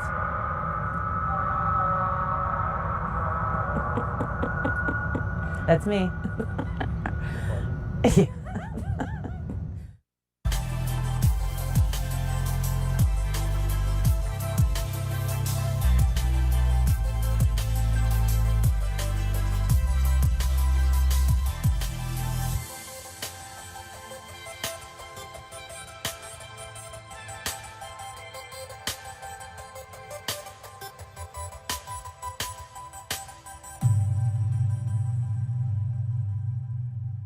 Welcome back. I'm Joshua Santora, coming to you from near the Kennedy Space Center. Today we're going to wrap up our series focused on looking at the challenge of getting humans into deep space and what's involved, and how the world's premier spaceport, the Kennedy Space Center, is so actively involved in so much of that process. So far, we've looked at the Commercial Crew Program and science in low Earth orbit.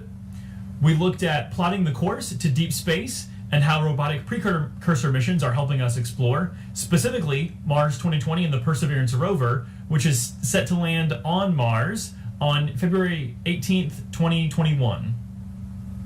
Then we took a look at Gateway and how commercial partnerships are helping us get further faster. And then last time we wrapped up with the Space Launch System and what it takes to launch the world's most powerful rocket. Today, we're just going to skim the surface of in situ resource utilization, or ISRU, which is really a fancy term for living off of the land. Before we get to our interview with a couple scientists who are focused on a project that deals with deep space recycling, here's a word from one of our engineers, Elspeth Peterson, to explain more about ISRU and why it's so important. So in situ resource utilization, or ISRU, means using resources that aren't from Earth in order to carry out different missions. And so ISRU is important for a number of different reasons. One of the ones that we think about most is cost. And so when you think about taking a pound of, for example, oxygen or other things that astronauts might need off of the Earth, that's going to cost thousands of dollars. And so if we can produce those resources where they're going to be needed, such as on the moon or on Mars, then those are pounds that we don't have to launch from Earth, saving us money. Another thing that's really important about ISRU is to have that resource available locally. And so right now we've got astronauts that have been living around the Earth in lower Earth orbit for 20 years. And we often have resupply missions that, take a day to get it there. When we talk about the Artemis project, then they're on the moon and it's going to take much longer, days to weeks, to get resupply missions. And so being able to produce resources where they're going to be needed is extremely important. Oxygen extraction are two projects that I'm working on here at Kennedy. One is called molten regolith electrolysis, where we actually melt the rocks on the moon in order to get the oxygen out of them. And the other one uses a hydrogen plasma. So I'm obviously really excited about those projects, getting oxygen on the moon for people, but also for propellant. These kinds of ISRU plants that we're envisioning for the moon are going to create tons of oxygen per year. And so when you think about things at that scale, obviously it becomes much more important to be able to create it locally. And then last, something that a lot of people don't think about is construction. And so building habitats for people. Here on Earth, we use wood and cement. That's obviously going to be cost prohibitive to take with us. So we can use the rocks that are available on the moon. And you need specialized equipment to enable to dig the rocks up and handle it, because the dust is very sharp. It's also very staticky. And so, and it's very cold on the moon. And so being able to deal with those kinds of situations is going to take a really specialized group of robots in order to carry out that kind of construction work. And so that's just a few projects going on here at Kennedy Space Center. Obviously, a lot of resources are going to be needed if we're sending humans out into the solar system. And so there's a lot of ISRU projects going on across the agency. And so we're just really excited to be part of human exploration and the next man and first woman that are going to set foot on the moon and inhabit it. It is so exciting to think about in just a few short years being able to look up at the moon and know that we have humans that are there exploring and establishing a sustained presence. Elspeth mentioned a couple different projects at work here at the Kennedy Space Center, and we're going to look at one in particular now, the Organic Processor Assembly, or OPA. Joining us are NASA's Dr. Luke Robertson, who is the principal investigator for OPA, and Dr. Daniel Yeh, Professor of Environmental Engineering at the University of South Florida. Gentlemen, thank you for joining me. Hi, Josh. Be here. Let's jump right in. Luke, can you give us kind of a high-level picture of what OPA is? So the OPA is our first stage of our wastewater treatment facility that we're planning to build for the moon. So as we go from low Earth orbit and space travel to long-duration space missions, we're going to need a way to be able to transport and transfer and consume all of the wastewater and be able to regenerate that for pure water for our science needs for human consumption. Daniel, I know we do some of this already now on the space station. So is this really just a matter of turning that application into a use for deep space, or is there more to it? Well, right now on the International Space Station, NASA is doing a phenomenal job at recycling the water that's on there. So what we're aiming to do is to go to the next generation of water recycling. And in fact, we're going to go beyond water recycling and try to recycle all the elements. Currently fecal material isn't being recycled, and neither is food waste. And within them, there's valuable nutrients that we could recover to grow food. So like Luke mentioned earlier, as we move further away from lower Earth orbit and eventually to Mars, the ability to provide a renewable source of fertilizer is going to be really important. So you're talking about something that sounds really sustainable, from the human to the ground to the plant and back to the human again. This is nothing human civilization has not been doing for tens of thousands of years, but we're just trying to do this off planet. I think there's a lot of people that would be surprised if they could understand the breadth and depth of the collaborations that exist even today between NASA and academia, and how mutually beneficial it is. Can you kind of summarize the value in working together? So as far as collaborations go, the diversity of thought is the most important thing. When you bring in a different perspective from a different skill set to the team, it builds the team and makes it stronger.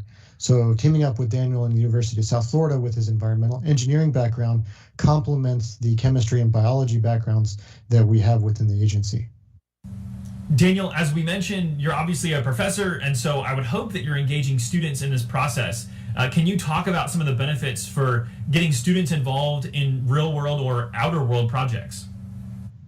Yeah, we have a team of students who are involved with this project. Some of them only on the USF side, and some of them are more active, going back and forth. One example is a PhD student named Talon Bullard. And for him, he's dreamed of working at NASA, working for NASA since he was a kid. But more importantly, I think he's getting some really important hands-on training, learning about how people at NASA think about, all the requirements to mission critical. It is one thing to talk about recycling. It's a whole nother thing to be able to recycle efficiently and effectively just here on Earth. It's mind-blowing to think about recycling in deep space. And I'm sure it's challenging. Can you talk about some of the challenges in making OPA a reality? So the biggest challenge is balancing each and one of the element cycles that Daniel was talking about. So each element has its own composition, and those compositions have to be broken down from the human urine, from the human fecal matter, from humidity condensate to laundry water. And each of those different chemistries that come into our reactors have to be broken down and then isolated or suspended or collected or transported or done something with to be able to provide a pure product at the end. Yeah, and to me, a lot of this has to do with miniaturization. We don't have the luxury of having a lot of volume and mass that we're afforded on Earth. And also there's very little room for error. So we have to make something that's very compact and highly reliable. And it's going to require iterations after iterations. In the same way that, we didn't land on the moon in one try. It took a lot of iterations, and it's going to require that. But fortunately, we're not starting from zero. We have a wealth of experience from building similar systems on the Earth. So we're sure we can pull this off. Luke, I'm not sure if our viewers can tell, but on your shirt you have a patch that pictures an outhouse in outer space. There's something very humorous about that image, but I think that there's something very indicative of what we're trying to accomplish here. Is that the real goal? That's kind of the idea. So if we have an express rack or type of modular system that we can put into the habitat, whether that's in stage 1 or stage 4 of the moon base as it's built, that modular architecture will be able to take in all of that wastewater, turn it from a hazardous commodity to a potable drinking water, all in one architecture. Luke and Daniel, space toilets may not seem like very glamorous work to most people of Earth, but the work that you are doing is so critical to our success in deep space. So thank you both. Good luck to you and your teams going forward. Thank you, Josh. Thank you, Josh. All right, that's going to do it for us here today. Appreciate you following along with us on this mini-series, unpacking the ways that the Kennedy Space Center is involved in getting humans into deep space and some of the challenges that lie ahead. Please continue to follow along with our progress on social media, and especially keep track of the Artemis program. We are focused on getting the first woman and next man on the surface of the moon by the year 2024. And as always, remember that even the sky isn't the limit. The solar panels that we are creating, that we are developing, are actually the thickness of a human hair or less.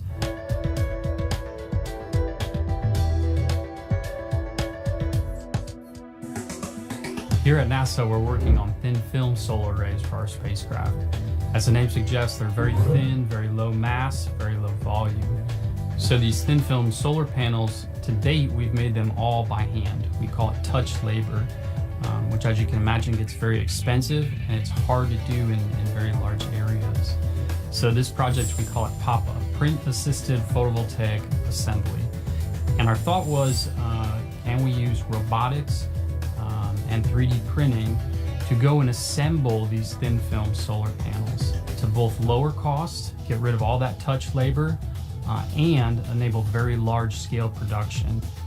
The idea really came from work in solar sails, SAIL. So solar sails are very large scale, very thin, very lightweight membrane that we actually use to propel spacecraft. We actually sail off of the momentum of photons reflecting off of the surface.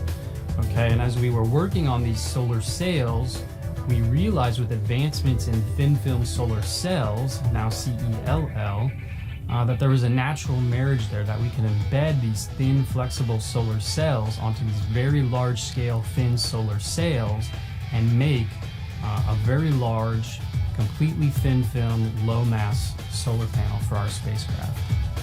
In the beginning, this was just an idea, and we were sort of taking a step into the unknown, something that hasn't been done before, and so there was a lot of experimentation to really get it up and running. And this was a Friday project. We set every Friday aside to come and work on it, and it became a fun thing to come and do. And each Friday it felt like we, kind of one of those 2 steps forward, 1 step back, 2 steps forward, 1 step back. But slowly but surely we started working through each of the problems and eventually came out the other side.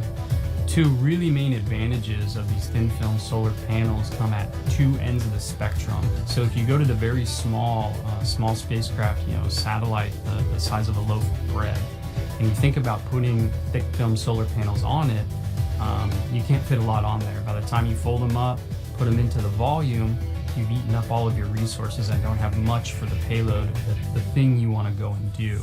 So by shrinking that solar panel, lower mass, lower volume, it enables us to go and do more from these small spacecraft. Now coming to the other end, the very, very large, when you think about making a solar panel, we can dream a little bit and say the size of a football field or 10 football fields, right? Doing that with thick films becomes structurally very difficult. I think right now we're still in the R&D phase. We've come out with our first working assemblies. These are fully printed, fully automated, assembled, and then taken over to a solar simulator, tested, confirmed working. We've folded them up, unfolded them, tested them again without any degradation, and we've started putting them into some thermal shock. With all these materials laid up on each other, we want to make sure that coefficient of thermal expansion, that there's nothing that's going to delaminate, peel, crack, break, and they survive through that thermal shock. We currently have samples going up to the International Space Station, which will essentially be put outside of the International Space Station for a year, exposed to the environment. They'll come back down and we'll study how did they degrade, did they act as we thought they would. I think this lays the groundwork for what could be really revolutionary, and that's in-space manufacturing of solar panels. And so right now we're using COTS, or commercial off-the-shelf thin film solar cells, in our process. So we buy the solar cells from a terrestrial company, and we're actually using a robotic arm to incorporate them into our process. What would be very powerful is if we could then go and actually print that solar cell. So right now we're printing all the stuff around a COTS solar cell. If we could actually print that solar cell itself, then we have a fully printed solar panel that we could say, if we're on a lunar base, or we have our mission to Mars, or eventually deeper into space, we can print stuff on demand. If we have a solar panel that gets damaged, we need more power for some other experiment, or simply put, we're just up there long enough where we're starting to degrade in the space environment, we could on demand then print a new solar panel to accommodate those extra power needs. And I think that could be really enabling for longer term deep space missions.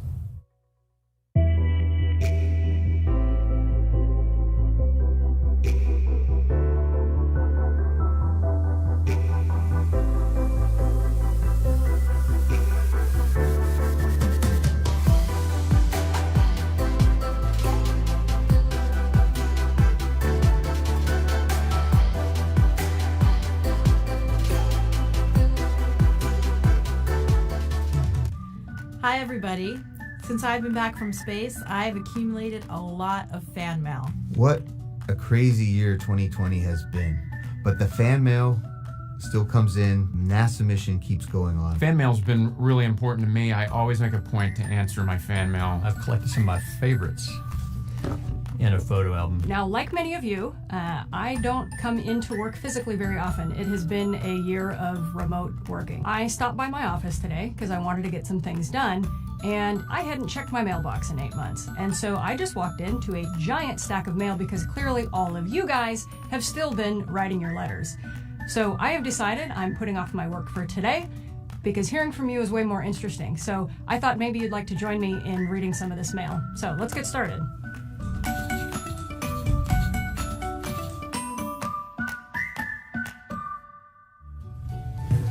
Let's see. See what we got. How does laundry work in space? Do you have the general washers and dryers like on Earth, or is it completely different? Actually, we don't have any washing machines, no dishwashers, no laundry, none of that. We don't have the capacity to do that on the space station. Perhaps other future spacecraft might have that capability, but right now we don't. So we wear our clothes for a certain amount of time, and then when they're a little bit too dirty to wear anymore, then we take new ones. So my first piece of mail comes from North Bend, Washington, and it says, "Attention aliens. Do not fear, do not attack. I do come in peace. Doa Mijik." Thank you, Doa. This is one of my favorites. It's from Elena. It says, "Dear Mr. Morgan, hello, my name is Elena. I'm 8 years old. I go to a school named Math and Science Academy. I'm in 3rd grade. I'm Cuban and Puerto Rican and Cuban, and I would love to be a doctor when I'm older. I also want to be a famous person." Dear Astronaut Kim, my name is Ben. I'm in the 3rd grade. Space interests me with rocket ships, planets, and science. How big can asteroids get? We actually just had a recent mission called OSIRIS, where we landed a spacecraft onto a near-Earth asteroid called Bennu. Now, Bennu is not the biggest asteroid in our solar system. Asteroids can be really, really large or more on the smaller side like Bennu. Moving on to the questions. What made you become an astronaut? Have you ever seen an alien? When you use the bathroom, when you flush the toilet, where does it lead? Here is a future poet, future novelist, artist who has written a poem, "Jump off my bed and into space, stars and planets all over the place. There's the moon, there's the sun, space is so much fun. But gravity pulls me back to the station. I wish this wasn't my imagination." It is good that gravity pulls us back to something, especially the space station. Don't want to go floating off into space anywhere. We have a safety tether for that, actually. Oh my goodness, we got an astronaut application. This is from Elise Basham, and it says, "Why would you like to be an astronaut?" "Because I want to see what Earth looks like on the outside." That's a good goal. "Why will you be a good astronaut?" "Because I like space." Well, Elise, I think you meet the basic requirements. I'm going to go ahead and pass this on to our chief astronaut. First question here is from Devin Yarklitz, and he wants to know what my favorite spacesuit is. Each spacesuit is needed for its particular job. Just in case the capsule that we're in has a leak or something, we're protected.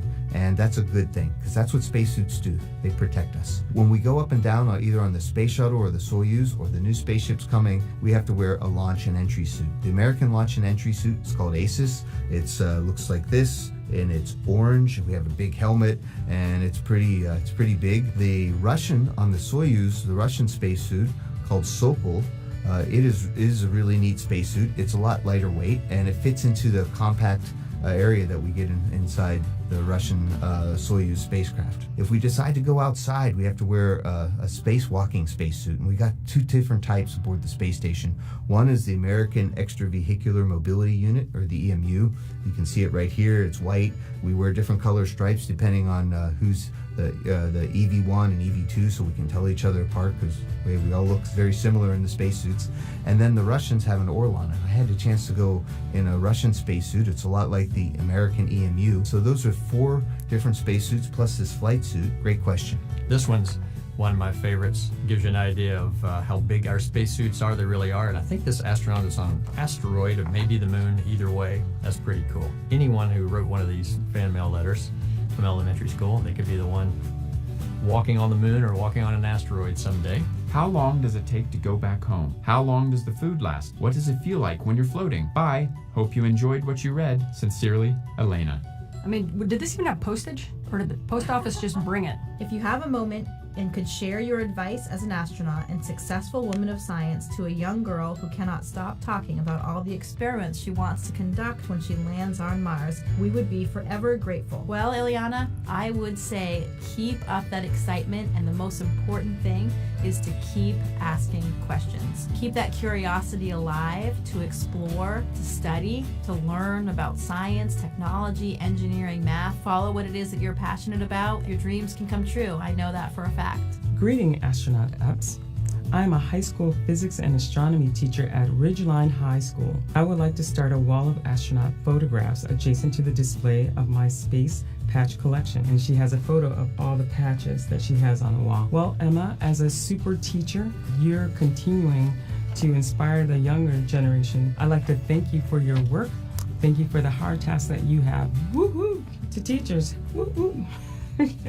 Dear astronaut Dr. Kim, my name is Gracie. I'm in the 3rd grade. I thought it was funny how you got called in the grocery.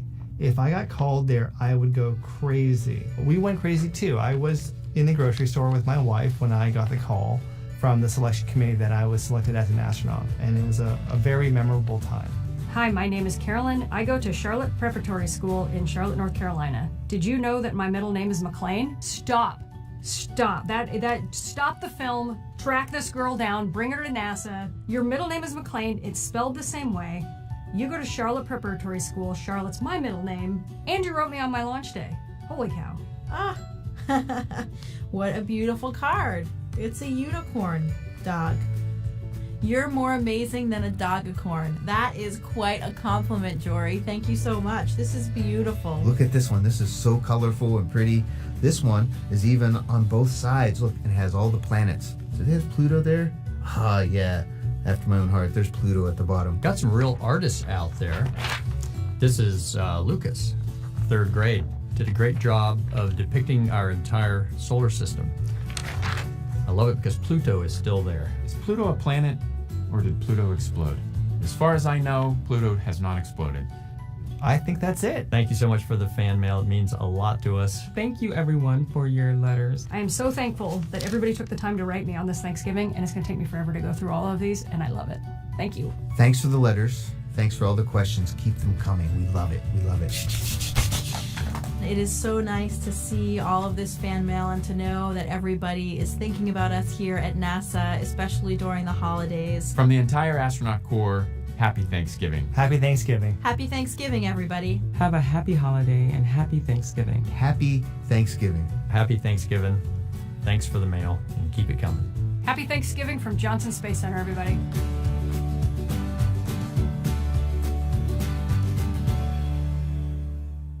By the way, we just got to 1 million followers on Twitter. Couldn't do it without you. Tweet us your fan mail questions. #AskNASA. #NASA. #Dragon. #Spacewalk. #Artemis. #Starliner. #the universe.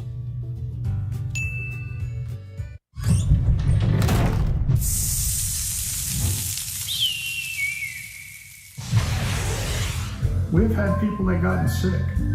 The NASA Kennedy launch team has persevered through a global pandemic to get a Mars rover named Perseverance to the launch pad on time.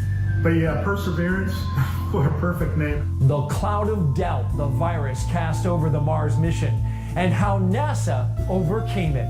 Next on the Rocket Ranch. EGS Program Chief Engineer, verifying no constraints to launch. 3, 2, 1, and liftoff. Welcome to space. The Mars rover Perseverance came to the Kennedy Space Center from JPL in California in mid-February, just before it was confirmed COVID-19 was starting to spread in the United States. NASA's Launch Services Program Senior Launch Director Omar Baez is at the helm of a mission to launch the Perseverance to the Red Planet, and the current pandemic has made this already difficult and challenging task that much more daunting. Omar took some time from his hectic schedule to share his team's journey to launch Mars 2020. Hi everyone, I'm Daryl Nail, your host for today's Rocket Ranch, and we want to let the audience know first that due to the community spread of COVID-19 here in Florida, I'm here at my home and I'm speaking to Omar Baez of the Launch Services Program remotely. So it looks pretty spiffy there in your spot there, Omar. Is that a NASA studio? Where are you? Yes, so this is not a NASA studio. This is actually my dining room. I've put, you know, some logos around, you know, and yeah, this is not a professional environment, and but it's much more comfortable than being in a stuffy studio somewhere with the lights on you. All right, well, comfort is key. And of course, we appreciate the conversion of your dining room to a makeshift studio. I want to ask you first, how excited were you when you saw that you were going to be the launch manager in charge of sending the Perseverance rover on its way to Mars?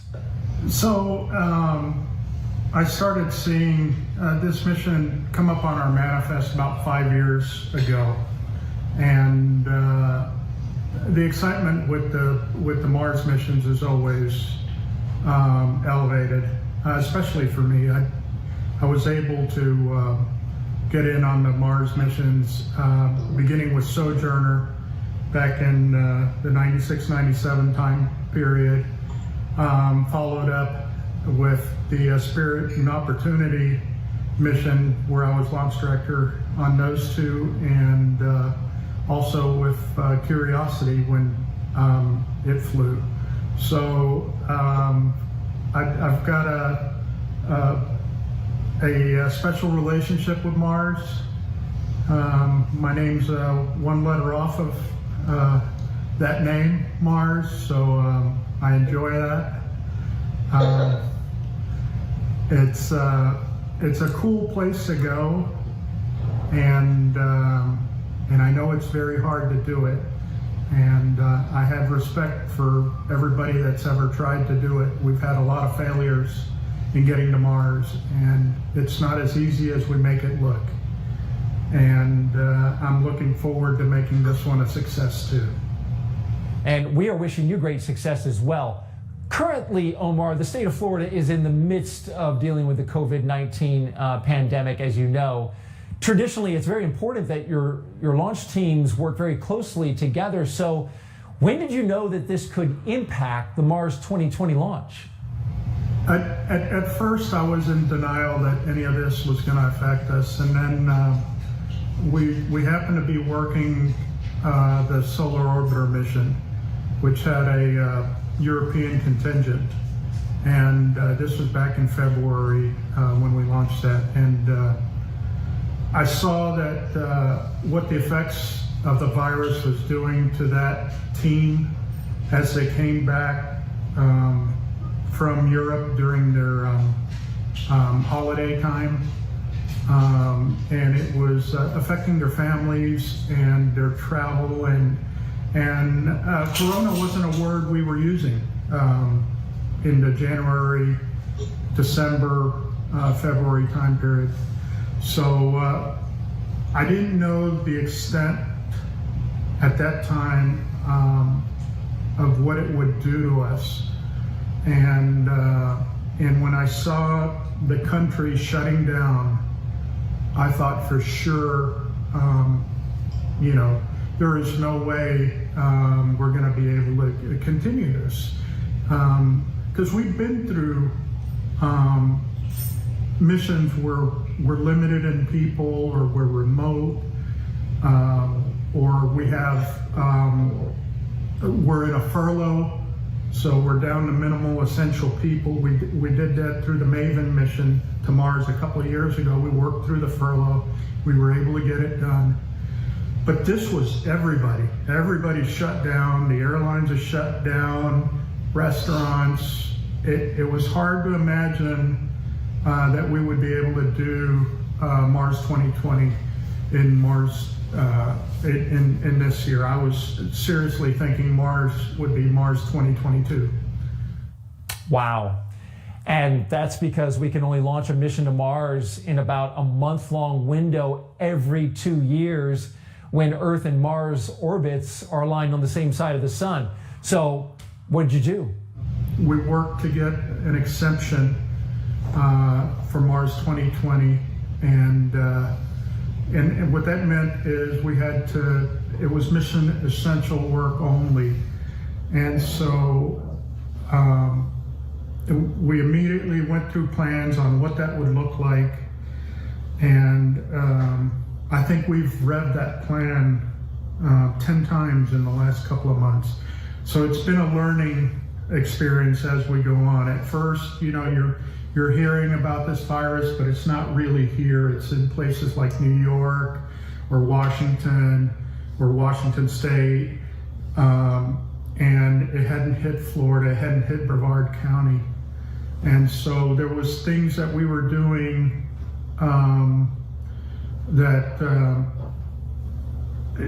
we were planning for that we had to make shifts. We couldn't run a flight readiness review like I do on in conditions where we don't have pandemic, where, you know, we have a bunch of people show up, we gather together in a big meeting room. We go over the presentation, we dry run the presentation beforehand with all the teams. I'm able to have small talk with the team to be able to adjust the presentation to what it needs to be for when we actually roll out that presentation in a launch readiness review. And so the idea of using a online tool such as Microsoft Teams or WebEx it was just foreign to that environment for us. And we quickly came up to speed. There's, I mean, the applications for online collaborating are okay. They're not perfect, but we were able to use them and use them effectively and get all the work that we needed done accomplished. Now, can I say that I took the opportunity to train a bunch of new people? No, it had to be the essential folks. There wasn't a lot of bench strength. If some of the people, and this is going further on, we learned from other programs as to how they would staff their control rooms and so forth. And we took a lot from the DM2 mission and their rehearsals as to how we apply that to our work in Hangar AE, or the way the review process or the reviews end up taking place. And so putting that package together, where I normally would have a team of folks that I could get in a room, we'd all decide how everything goes, where we put everything. We have to do all that virtually. It's not the same. You lose some of it. So I have to balance, is the material worthy of making it into a NASA flight readiness review? Are we going to inform our stakeholders the correct way, at the same time balancing it with not getting the team sick? And that's a tremendous amount of pressure on me, but I have to have the data. I don't want to get the team sick, and I don't want anybody to get their family sick or any of that. So it's a delicate balance. It's based on the data that we have at that moment. We are exercising what we know we can with regards to mask, hand cleaning, spacing, etc. Well, it must have helped because the rover made it to the launch pad in time. And now I'd like to ask you to reflect on the name of this rover. Even before the pandemic was spreading rapidly in the United States and also Florida, a 7th grader from Virginia gave it the name Perseverance. And at first I was like, when I first heard it, and then this thing struck, and man, it's been perfect. What a name. It's wild that that's the name that was picked, because I don't think you could pick a better matching description of what the team is doing. They have persevered through this. Nobody's given up. Everybody's fighting through it. We've had people that gotten sick, and people are still wanting to come in and work. And they got to go through the quarantines. They got to go through getting the testing done, and everybody wants to work through it. And that is the whole spectrum. I have not heard anyone say, we don't want to go through with this. Yeah, I don't want to be in a room with 100 people, but yeah, I want to go get this mission done. And I think the team, and it's the broad team. It's from public affairs to the range, ULA, our spacecraft customer, and all the support organizations that feed us so that we're able to do this job. And I think we have persevered through this. We will get this mission done. We will get it done through the pandemic. And hopefully when this thing does get to Mars and lands in February, we'll be able to do it in an environment where everybody can be together without a mask and so forth. And I hope that is where we end up. And all of us here at NASA share that same hope. Omar Baez with NASA's Launch Services Program, thank you very much for joining us. Well, I'm Daryl Nail, and that is our show. And thanks for stopping by the Rocket Ranch. And special thanks to our guest, Omar Baez with Launch Services Program. Now, to learn more about LSP, you can visit nasa.gov/launch services. And to learn more about everything going on at the Kennedy Space Center, go to nasa.gov/Kennedy. You can check out NASA's other podcasts. To learn more about what's happening in all of our centers, just go to nasa.gov/podcast. A special shout out to our producer, John Sackman, our sound man, Lauren Mayfrey, editor, Mike Chambers, and a special thanks to Mary McLaughlin and Ken Appel. And remember, on the Rocket Ranch, you gotta keep looking up.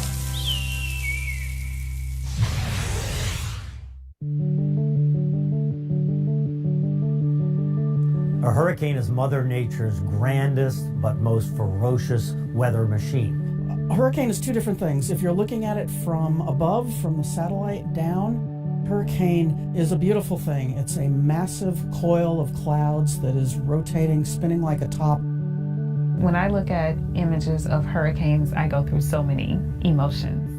As a scientist, as a meteorologist, I'm like, wow, this is fascinating. Look at this beautiful storm. But then the human side of me is saying, how can we make sure that people are evacuating, that people have somewhere to stay, that they have the money to feed their families once they leave their homes? The hurricane on the ground, that's a completely different thing, because all of that rotation you really feel as incredibly severe winds. They can be up to 150 or more miles per hour. You can have up to 40 inches of rain. And the most deadly thing is that the updraft from the hurricane is actually pulling ocean swell up into it. And so it creates a storm surge up to 40 feet high. And occasionally, when the storms hit at a little higher latitude, they can also spawn tornadoes in their fringe.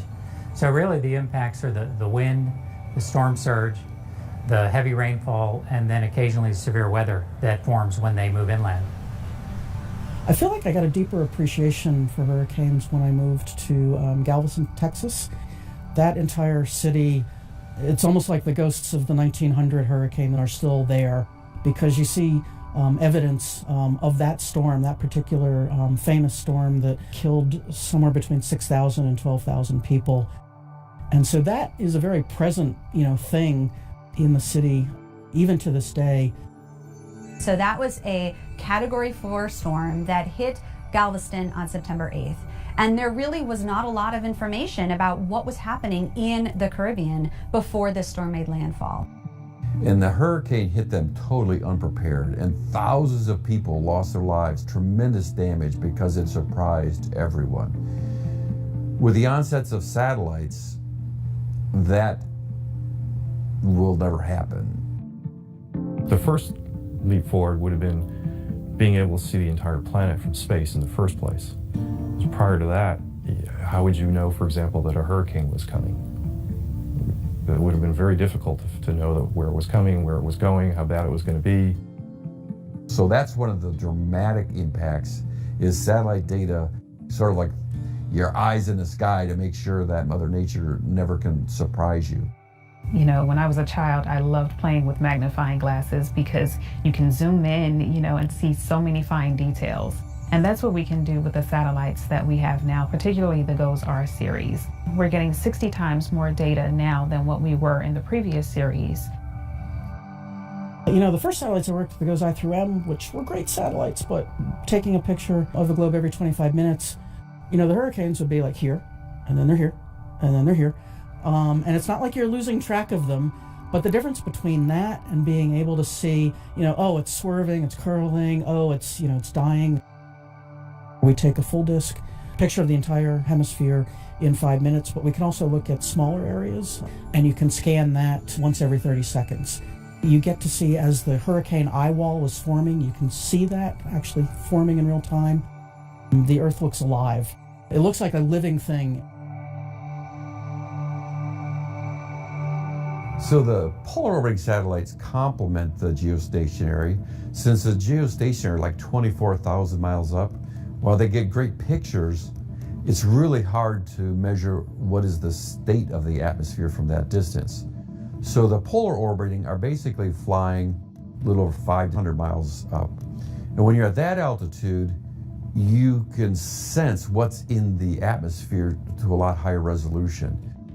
The JPSS satellite is really primary purpose is to take measurements of the temperature and moisture of the atmosphere to drive the weather forecast models. Two things people always want to know about hurricanes are how strong is it and where's it going to hit. And microwave sounders can certainly help with both of those. The ability to see through clouds becomes really important. If you've ever seen a picture of a hurricane from space, mostly what you're seeing is clouds. And you can get a better weather forecast, a better prediction of how strong the hurricane is and where it's going to hit, which direction it's going to go, if you could see through those clouds and see the structure of the atmosphere, maybe even the ocean conditions underneath that. And so microwave sensors allow you to do that kind of thing. As you've seen, when they do the hurricane forecasting, there's usually a cone of uncertainty they put in the path. We don't know exactly where it's going, but for the next 3 days or 5 days or 7 days, here's the cone that it could go in. But you don't want to overwarn, right? You don't want to have the whole East Coast running inland 100 miles because of a hurricane, potential hurricane. You'd like that as precise as you can so that only the people who are really going to be affected have to do something. The improved sensors that we've been flying allow a better understanding of the core of that hurricane and allow the forecasters to better predict precisely where that hurricane is going to hit. And when they do that, then you can narrow and shrink that cone of uncertainty and give a better prediction. We hope to continue to improve the ability to do track forecasting. That's gotten so much better over the past couple of decades. Our 5-day forecast is about as accurate as our 2-day forecast was only about 20 years ago.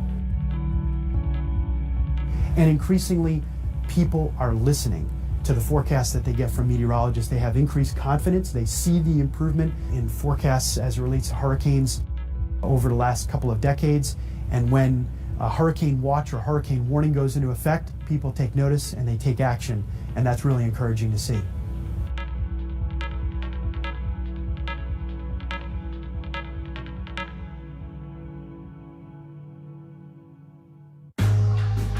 Wherever, however, whenever. We're here, there. We're everywhere.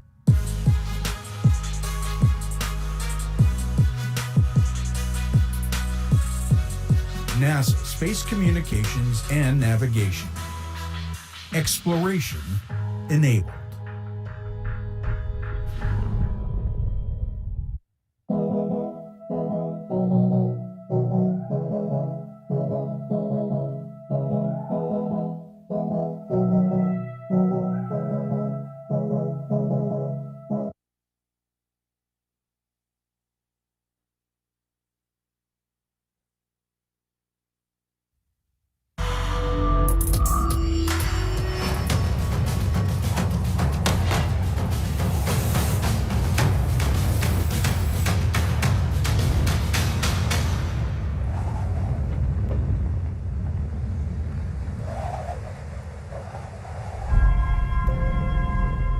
We're starting the straighten up and fly right maneuver in preparation for parachute deploy.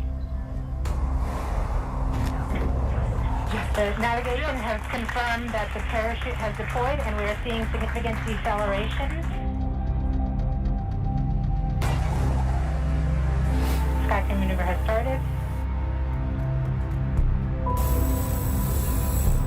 About 20 meters off the surface. We're getting signals from MRO.